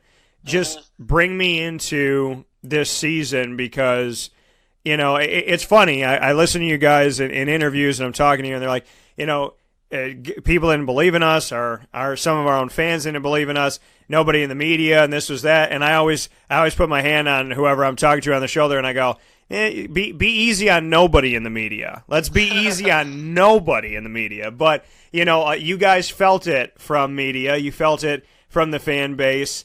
just what you can say about this season, because, I mean, the back was against the wall, and they said you couldn't a million times over, and you guys didn't care about that at all. Yeah, I mean, we all were hearing that from literally the jump of the season. After the NIT last year, and then we seemed like a worse team this year. I honestly didn't feel like anyone was really giving us a chance. Everyone said 15 games. I heard people were like, oh, if they win 15 games, like, I'll sell my house. Like, people were saying crazy stuff like that. So the fact that we did what we did this year and got to the tournament alone, not even get to the Sweet 16, like, that was icing on the cake. But just the fact that we made the tournament with all the naysayers out there not believing and whatever, I think is a credit to our team in general. The fact that they didn't care what anyone else thought, and that we went out and took care of business in whatever team we played, and didn't care what anyone else said before the game, that after the game we would have just known that we played our best and put our best foot forward. So, I mean, it's an amazing thing to do when everyone's doubting and you wind up proving them wrong. So it was definitely a historic season in that sense, because normally it's, Syracuse is going to be good this year. So this year was the total opposite, and we were good. So it was good to at least prove a lot of people wrong. And when you got to the point of that moment, when I had you guys as an 11 seed play-in game in my prediction, and you ended up being an 11 seed play-in game. You're waiting. They called you the 68th team of 68. You're waiting to see if you got in, and when you got in, you guys had a celebration that I think would make, fans that aren't Syracuse fans cry and get excited and jump up and down their own selves. I mean, that celebration, being a part of that, just bring me into it. And then secondly, who was the best dancer in the celebration? Yeah, that celebration was something incredible. I mean, I don't think too many of us were going in there with high hopes. We were just like, we were just praying that we could hear our name called. We thought, Louisville, Notre Dame were both ahead of us, and they were only saying 9 ACC teams. So how are we going to get in front of them? Like, we didn't beat UNC in the ACC tournament, which we thought we would have secured it. Since we didn't even think we had a chance. So, I mean, that whole thing, to hear our name called, was something incredible. I remember that was just one of the most amazing moments of my life, just to be a part of that. Like, I lost my voice in 10 seconds of screaming just because we were so excited to finally get a chance. And, they took a chance on us, which they didn't last year. So we felt like we were in a worse position than we were last year, and we didn't make it last year. So, I mean, the fact that we got in there was just absolutely incredible. And then Elijah Hughes, I grew up with him. He's from Beacon, New York. I'm from Poughkeepsie. So we grew up playing local AAU together, and he's the best dancer on the team by far. So he got in the middle and was definitely doing his thing in the middle, what he normally does. So he definitely takes the cake on who's the best dancer. That coming from Braedon Bayer. Braedon, your teammates, we talk about the brotherhood and the family aspect of all of this, and there was a statement made about you that was, in very poor taste. And O'Shea went online and said, Braedon can go off for 30. He's a great player. Within seconds, he came to your aid and was like, hey, you want to disrespect my guy because what? Because he's a walk-on, because now he's got a scholarship, because you don't usually see him out there? I'm telling you right now, this guy goes out there, he'll take care of business. Well, O'Shea said that, and then weeks later, you went out against Michigan State and played some strong defense and took care of business, had a block and did some good things in the game and held them down and held that defense down. So I guess first and foremost, O'Shea was right. And secondly, just what you could say about how he immediately came to your aid without you asking him or anybody asking him and said, listen, you better respect Braedon. You better respect everybody on this team. Yeah, I mean, that was great. I don't even have Twitter. I think I do, but I don't even know my password. So I haven't even been able to go on to my Twitter in the last, 2 years. So he texted me the actual, tweet that he tweeted and was like, yo, people are trying to talk trash, bro. I got you. So just the fact that he did that, that was awesome. From, he's could be a lottery pick next year. So him doing that as, my brother and my teammate to stand up for, the little bro at the time coming in the game was great to see. And that was really happening. I was really appreciative of him doing that. So, that just speaks to the camaraderie of our team and the brotherhood that we do have, because, we all are literally best friends on the team. So the fact that he did that just shows that a little bit out in the public, that the relationship that we all have together. But, that was great to see him do that and stick up for me there. What made this team get so close this year? What is it that you're all family, you're all brothers? How did it all happen?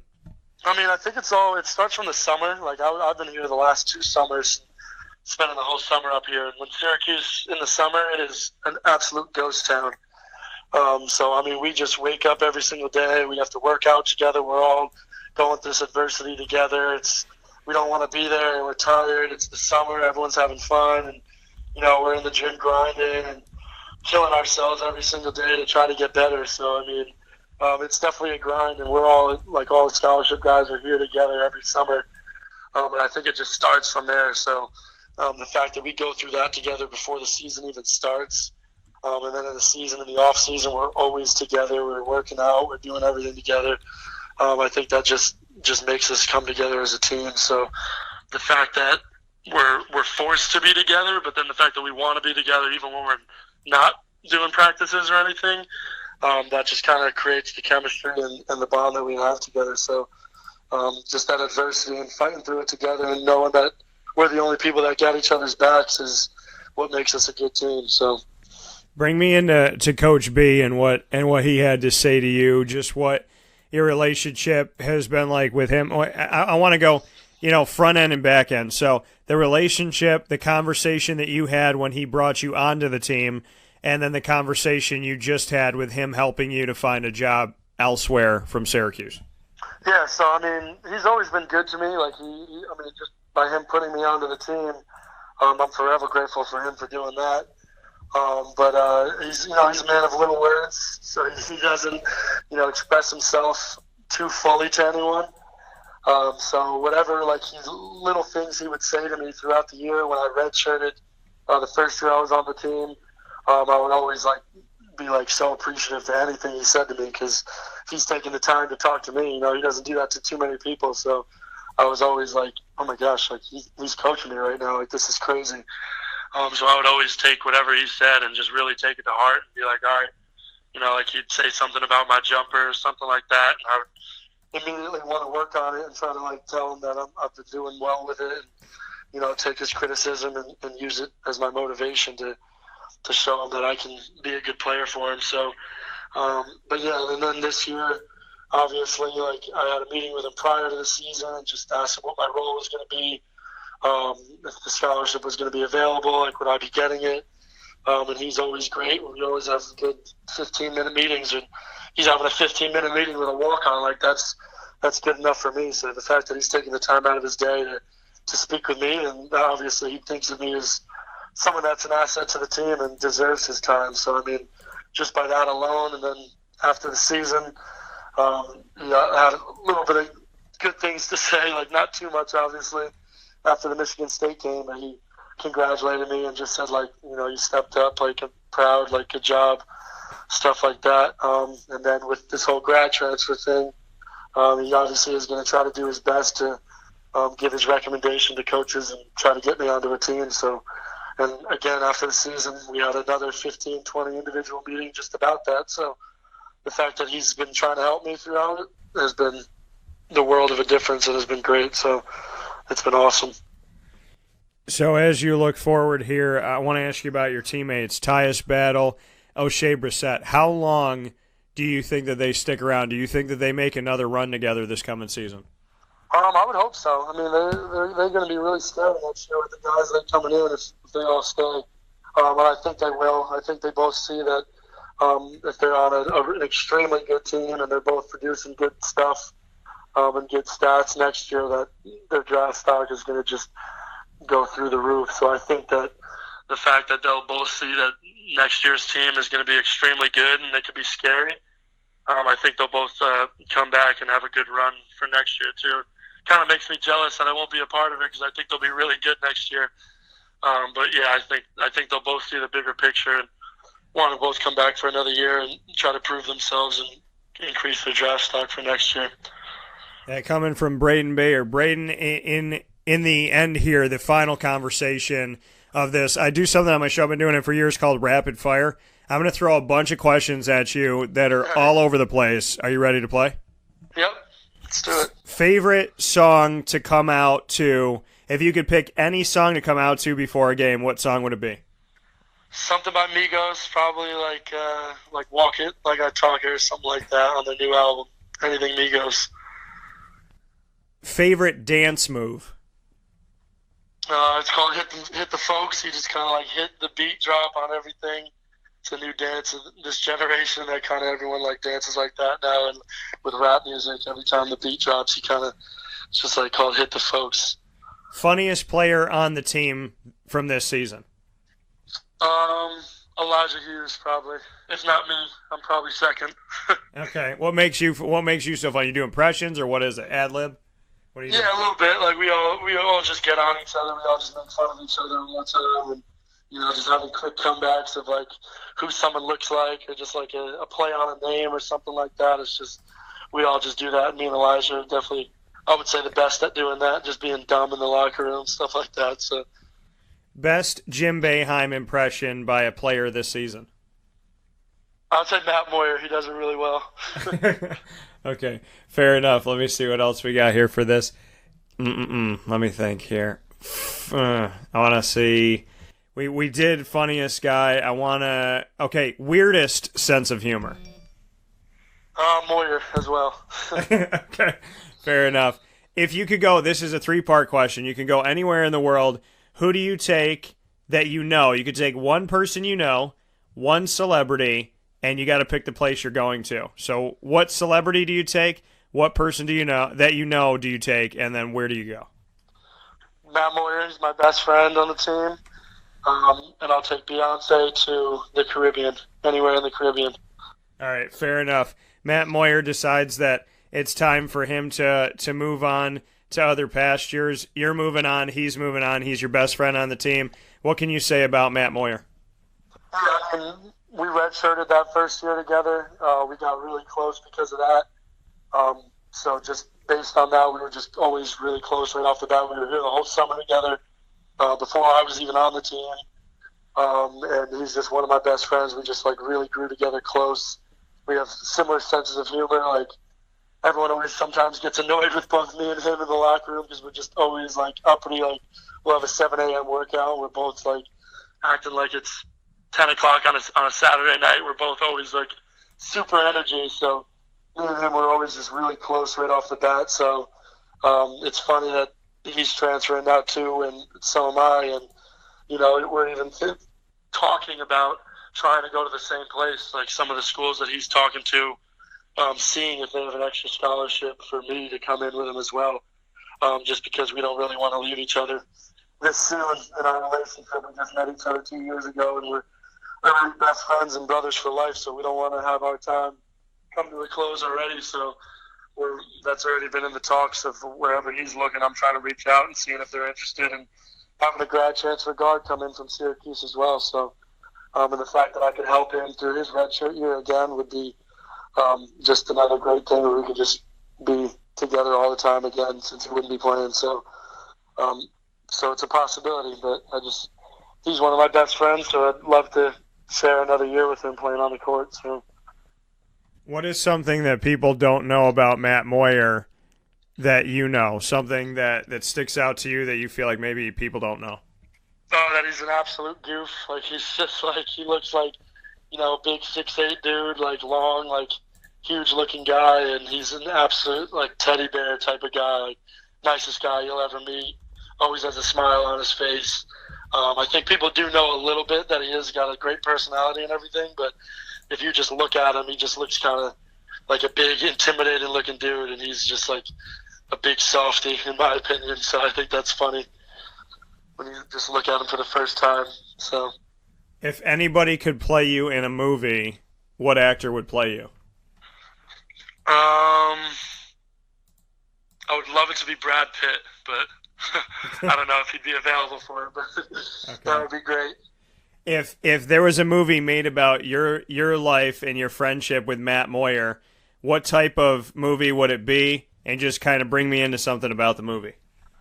I would say it's something like a success story of a Syracuse basketball team. I mean, he redshirted, I redshirted. We became best friends. Everyone that has him on Snapchat, he's got a bunch of followers on Snapchat, know that we're always together. We're always in the hot tub, the cold tub together. We're always, hanging out at night together, doing whatever together. So I think, maybe a success story of two friends coming to school together, not knowing what to expect.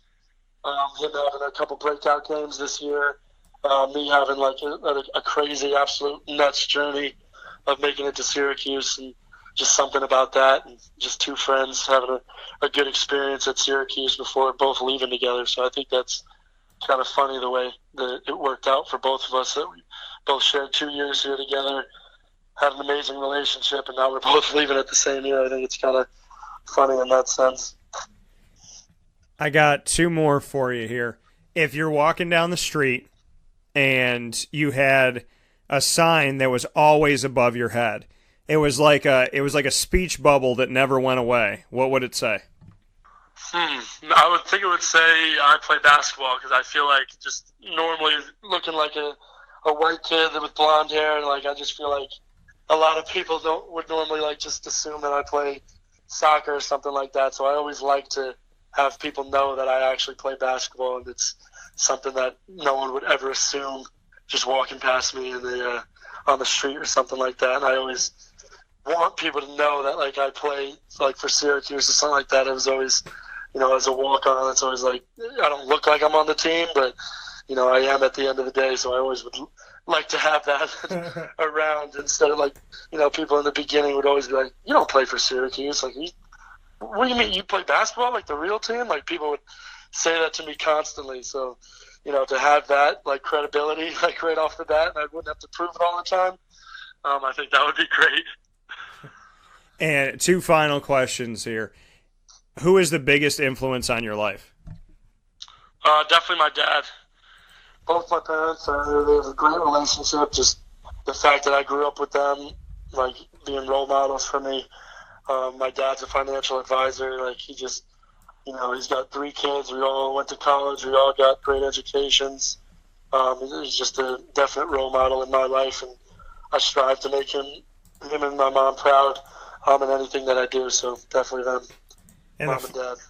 And the final question for you: if you could give a piece of advice to the world right now, if you were standing at a podium and the entire world was listening, what would you say?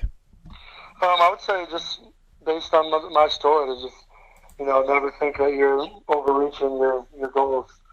The fact that, no one would think it would be possible for someone playing D-III to make it all the way to Syracuse and play against Michigan State and lead them to the Sweet 16. I think that story alone is something to just to think about, that you can never reach too high for the stars.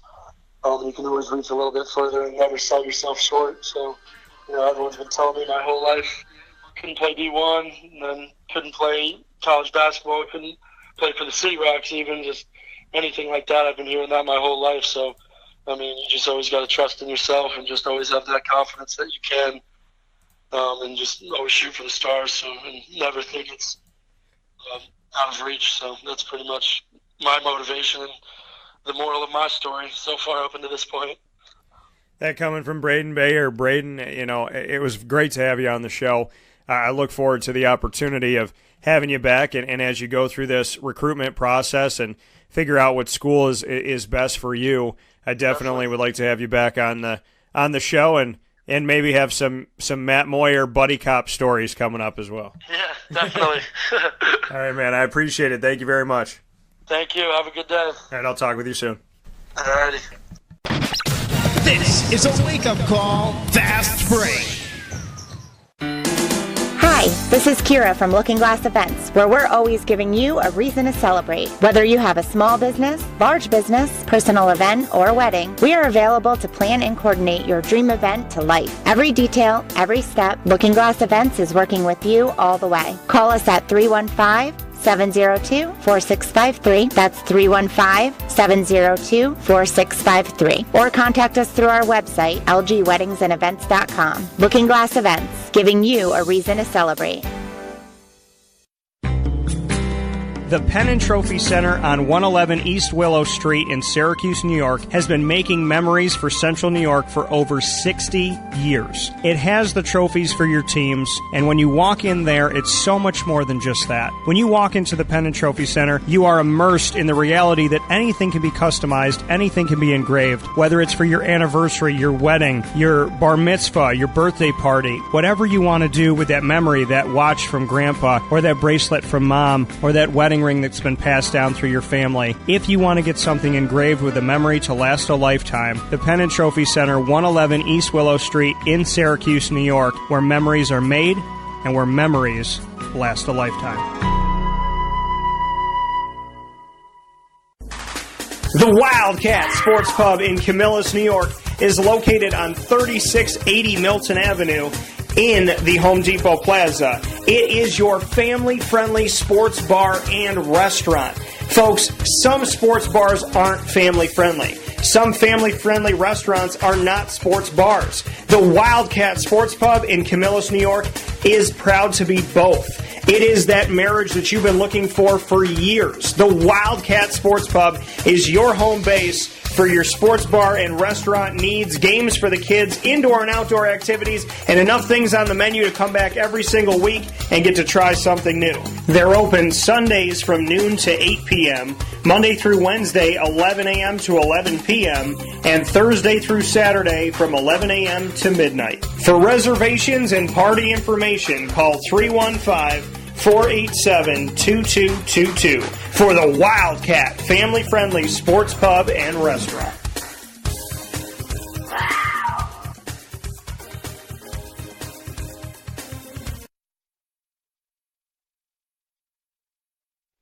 Welcome back here to Wake Up Call with Dan Tortora on wakeupcalldt.com, your one-stop sports shop, and on mixlr.com/wakeupcalldt. Proud to have you here on the broadcast. Thank you so much for tuning in to the show and being a part of Wake Up Call every Monday through Friday from 9 a.m. to 11 a.m. Eastern Time.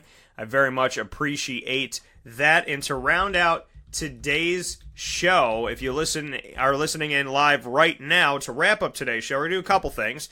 Yesterday was opening day for baseball, so I'm going to do a quick rundown of how opening day went. The Chicago Cubs got the victory over Miami on the road. Pittsburgh and Detroit was postponed. The Mets got their first win in their first game of the season over the St. Louis Cardinals. The 11-inning game between Baltimore and Minnesota ended Baltimore 3-2 in their favor. Houston beat Texas 4-1. The Yankees atop the Blue Jays 6-1. Tampa Bay Rays over the Boston Red Sox 6-4. The Oakland Athletics over the Los Angeles Angels in 11 innings 6-5. Washington Cincy was postponed. The Braves take down the Phillies 8-5. Milwaukee and San Diego go 12 innings 2-1 for Milwaukee. Chicago White Sox take down Kansas City by scoring double 14-7. San Fran wins a tight one with the Dodgers 1-0. Cleveland wins a tight one with Seattle 2-1. And Arizona and Pat Corbin, in his first ever opening day start on the mound, has been in the rotation for a while for the Diamondbacks. First start in the major leagues on the mound on opening day, coming out of CNS and the North Stars. Pat Corbin taking care of business. 8-2. The Arizona Diamondbacks win the game. So in opening day of Major League Baseball for the 2018 season, we had 3 games going extra innings. Craziness. 3 games in extra innings. Pretty awesome. Pretty sweet. Very nice. So, bunch of teams starting off with a win, and the rest of them starting off with a loss so far as we move forward here. Pretty much everybody in action except for those games that were postponed for the Pittsburgh Pirates, the Cincinnati Reds, as well as the Washington Nationals, and I'm missing one team here.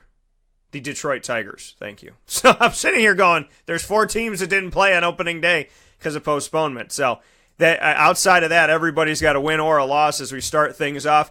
Congrats to the winners, and it is a long season, so 162 games. If you lost in week 1, doesn't mean anything as you move forward here. And now to wrap up the show, to listen in live now to conversation on Darius Bazley. Darius Bazley, who was a part of this show, has been on the show before. It's so crazy how things happen. And that's the thing about everything being fluid. When somebody's like, oh, Dan is such and such signed on to Syracuse, or is he agreed to come to Syracuse, and is he this and is he that? Things are fluid. And even when you think they're not fluid, they're fluid. In the case of Darius Bazley, people thought this was a done deal. You know, he chose Syracuse over all those schools. Georgetown he really liked. He really liked Syracuse, and it came down to really those two, and ultimately he chose the Orange. He's been committed for a long time, so we move forward and say, okay, so he's committed to the program. Syracuse is excited. The fans are excited. They're amped. They're ready to go. And then he goes and plays the McDonald's All-American game, and whatever happened there, you know, talking it over with family and friends, and maybe there were some scouts there, maybe there's some people there that said, hey, man, you could go to the G League right now, and we look at picking you up if you take care of business. Whatever happens, he made the decision to, you know, flip the script and cause a ruckus and say, Syracuse, I'm not coming to Syracuse. I'm going to the G League. I'm going to the developmental league of the NBA, and I'm going to play there. I'm going to forego my amateur status, and I'm going to automatically get paid to play, and I'm going to hope for the best and hope that I show out at the G League and then get in the 2019 NBA draft and then hopefully get drafted. Isn't that crazy? A turn of events that people did not expect or anticipate. I put a poll up to get your thoughts on this, on where you were thinking things would happen and where they would go and whatnot. I found this very interesting. So I want to take a look at it right now in the poll and see where we're at this morning before we wrap up the show. So let's take a look at this right here. The poll that I put up regarding what your response is to Darius Bazley decommitting from Syracuse basketball to join the NBA G League. Your choices were upset, totally confused, saw it coming, or good for him. 22% of you said good for him. 34% of you said you're upset. 44% of you said that you're totally confused by the move.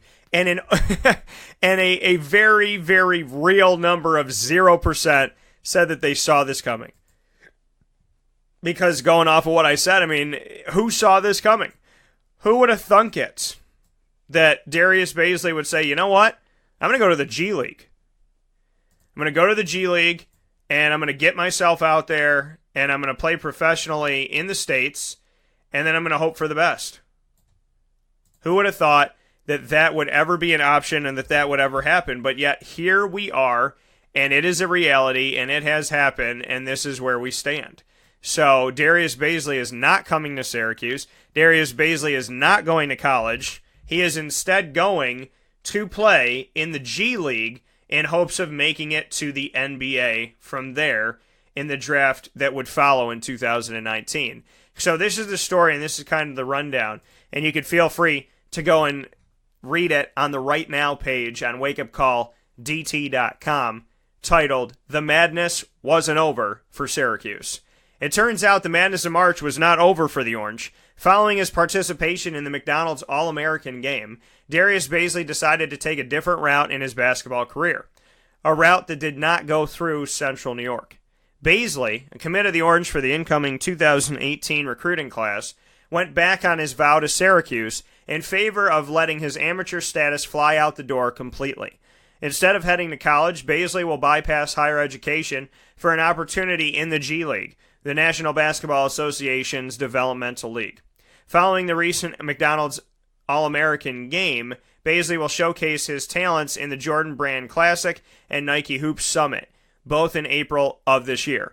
So there's still more time to see him before he goes to the G League. From there, Bazley will celebrate his 18th birthday in June, which will make him eligible to put his signature on the dotted line for a G League contract and place his name in the G League's upcoming draft in October. So he turns 18 in June. Then in September, he can sign a contract with the G League. October, he can get drafted in the G League's draft. No matter who he plays for in the G League initially, no NBA team will hold his rights until he is officially drafted by an NBA squad. So if he's in the G League and he's on a team that's the farm team of the Jazz or the farm team of the Raptors don't own his rights. The Jazz don't own his rights. He plays in the G League as a free agent, so to speak. He comes into the G League as an independent, and then in the 2019 NBA draft, if he gets drafted and then sent back to the G League, then that team would own his rights wherever he goes. So, G League teams have parent teams in the NBA. Him going straight to the G League, he doesn't belong to any parent team. He doesn't belong to any one of the 30 NBA franchises. But once he gets drafted in the NBA, obviously they hold his rights. Syracuse still has Buddy Boeheim and Jalen Carey set to join the team as members of the 2018 incoming recruiting class. Returnees for the Orange will be point guards Frank Howard and Howard Washington Jr., shooting guard Tyus Battle, forwards Marek Dolezaj and O'Shea Brissett, and centers Pascal Chukwu and Barama Sidibe.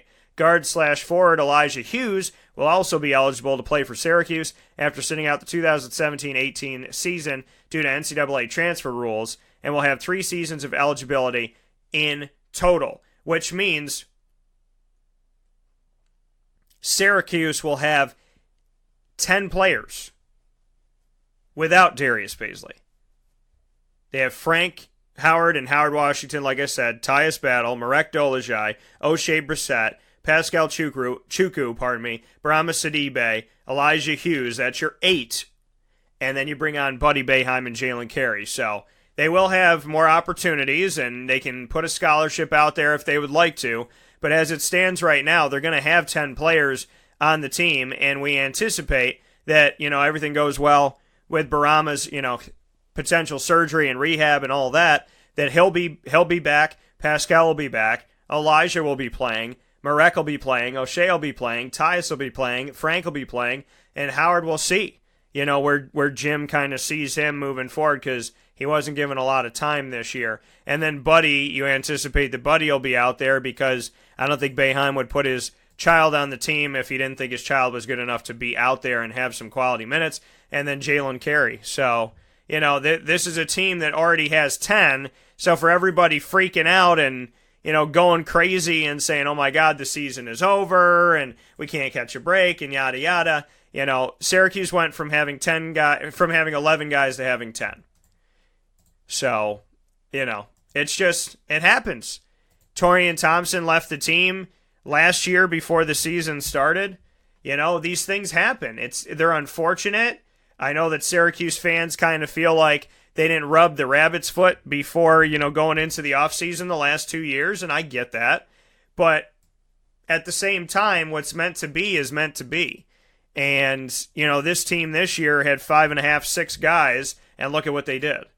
So, and Matt Moyer and Braedon Bayer, I mean, they're leaving the team and moving forward. You got to think about this from their perspective, because some people said, well, would Matt Moyer come back? There's already going to be 10 guys on the team that could all see minutes. So I don't see anywhere that Matt Moyer would fit in if he's already not getting those minutes. So, and Bazley was going to take minutes away from somebody. You know what I mean? So, in all honesty, yeah, it's sad and people are upset, and understandably so. But at the same time, it's not that Syracuse is not going to have the opportunity to potentially have 5 starters and then another 5 come off the bench. That's still in the realm of possibilities. So, before people freak out and before they go crazy, just understand that Syracuse has 10 players on scholarship for next season, and it's going to be okay. You know what I mean? It's going to be okay. It's going to be all right. And now they have an opportunity, if they want to go out and look elsewhere, they can go out and look elsewhere. If they really feel the need to do it, then they could potentially go out and do it. which isn't, a bad thing to do. At least see if anybody is interested in anything, can happen here. There's guys transferring every 5 seconds in NCAA college basketball, so, why not throw your name out there and see what they say? See if they are interested in playing for the Syracuse Orange men's basketball team, and then go from there.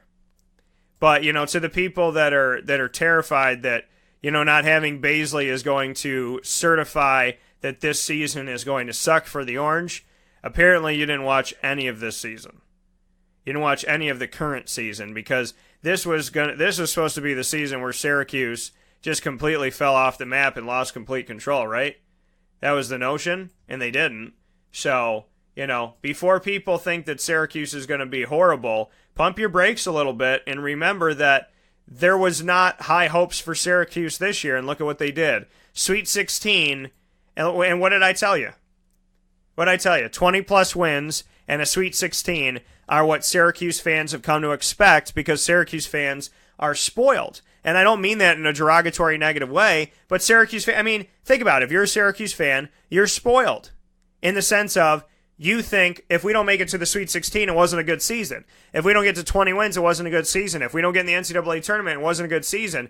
When this team has consistently, you look at every decade that Boeheim's coached, they made it to the Final Four. They made it to 2 Final Fours in 3 years. They made it to the Sweet 16 this year after being in the NIT last year. And they always bounce back from the NIT. So, Syracuse fans have come to expect a lot of this team. And on a team that they didn't expect a lot of, they got you right back to where you want to be. 20-plus wins and a Sweet 16 berth. They made it to where you expect every single year on a year that you didn't expect the team to do that much. And now you're adding more talent. I don't think O'Shea's going anywhere. And I don't really think Tyus Battle's going anywhere, unless something drastically changes. So you're going to have depth at shooting guard. You're going to have depth at point guard. You're going to have a guy that can kind of rover and be all over the place in Elijah Hughes potentially as a guard and a forward. You're going to have Marek back at the front court. You're going to have O'Shea in the front court. And you're going to have your 2 centers. So I don't think Syracuse is in crisis mode. It's just a huge turn of events that nobody's really ever dealt with before. What do you mean he's going to the G League? You know what I mean? And it's kind of like seeing your girlfriend and knowing she's beautiful, and then she goes out and is like a part of an event, and all these people are like, oh my God, she's gorgeous. She's like the most beautiful thing I've ever seen. That's like the McDonald's All-American game. And then you're like, yeah, she is beautiful. She is gorgeous. And then she's like, you know what? I think I'm going to date somebody else. And you're like, what do you mean? What's going on? I knew you were beautiful. Now they know you're beautiful, and you got a little bit of publicity, and you got some people giving you compliments, and now all of a sudden, bye-bye. That's what it feels like to Syracuse. But ultimately, there's 10 guys coming to Syracuse at this point. There's 10 guys either there or altogether, not 10 guys coming. There's 10 guys altogether with what's coming in, what is already on campus. There's 10 guys. So, yes, it stinks, but at the same time, Syracuse is going to have more depth this year than they had this coming year than they had this past season. They're going to have way more than what people, saw that they had this year. They're going to go from 5.5 guys to 10. They're doubling what they have, and they made it to the Sweet 16. So, pump your brakes if you're in crisis mode thinking that the season's already over. And let them kind of sift through the madness here. Nobody expected this. And unfortunately, when this stuff happens, as late as it happens, it puts teams like Syracuse in a bind. But see, it's twofold. If you're a coach and you leave a school in the 11th hour, you screw the players over. When you're a player and you decide you're not going to go to that school in the 11th hour, you screw the coach and the school over. So, it's back and forth. People can say, well, coaches leave all the time and leave people high and dry. And with football, you feel that a lot more. And it's like, well, I came here to play for this coach, and I came here to be a part of his program or her program, and now they're gone. What am I supposed to do? And in the same respect, Syracuse saying, okay, well, we closed the doors on our recruitment. We didn't push for this guy. We didn't push for that guy. We put our eggs in this basket, and now the basket got tipped over and all the eggs are broken. What are we supposed to do? So unfortunately, whether it happens this way or that way, it's not fun for anybody. But at the same time, I hope nothing but the best for Darius Bazley in his career and in what he desires and in what he wants. And if anybody's going out there putting out hate language to anyone, including Darius Bazley, you need to check yourself. You need to check yourself. Because this kid is doing what he wants to do in his life that he is the owner and the keeper of. And you don't have a right. Don't tell me First Amendment BS. You don't have a right to come and attack that kid and hate on that kid because he wants to live his life the way that he sees fit. So leave him alone. To the people that are being ridiculous on this kid, leave him alone because he doesn't deserve it. And I'm not going to stand here for it. I'm not saying that Syracuse fans should be happy that he's leaving, but don't send him hate mail. Don't send him hate mail. You could be upset. It can bother you. But at the same time, we don't know what he would have been at Syracuse. What if he came to Syracuse and flopped? You know what I mean? So it's like people are crying over spilled milk, but they don't even know if the milk was bad or not. They didn't even check the date on the milk. So we don't know what he's going to turn into and what Darius Bazley is going to be. No matter what you do and how much film you watch and this, that, and the other, you're always rolling the dice. People thought Ryan Leaf was going to be a phenomenal NFL quarterback.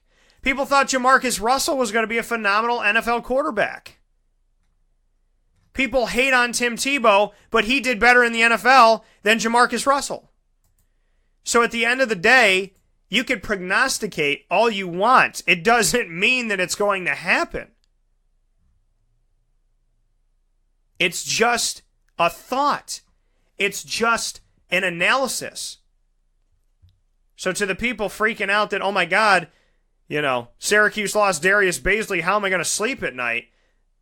You don't even know what he would have been at Syracuse. I'm not saying he's a bad player. I'm saying to you, you don't know what would have happened. What if he didn't gel with Jim Boeheim? What if he didn't gel with the team? What if he took time away from guys and it affected the psyche? What if he came in with a big ego? What if he didn't pass the ball? What if he wasn't a team player? What if he didn't move well in the zone? What if he didn't play defense? Torian Thompson was a good offensive player, didn't play a lick of defense. So people are freaking out when Torian Thompson left, but you know what? Everybody else on the team played better defense, including Braedon Bayer, than that gentleman ever did. So I don't ever look at the scenario and say, okay, you should jump off a cliff. Because nothing is worthy of that. Just give it some time, let it marinate, let's see what happens. And we'll go from there. This has been Wake Up Call with Dan Tortora on wakeupcalldt.com, your one-stop sports shop, and on mixlr.com/wakeupcalldt. Make sure you become a member of both for free and go to Facebook at wakeupcalldt, Twitter at calldt, and Instagram at wakeupcall_DT. A happy Easter to all, a happy life to everyone, and a God bless. Be good to yourself and be good to one another. And I'll talk with you on Monday morning at 9 a.m.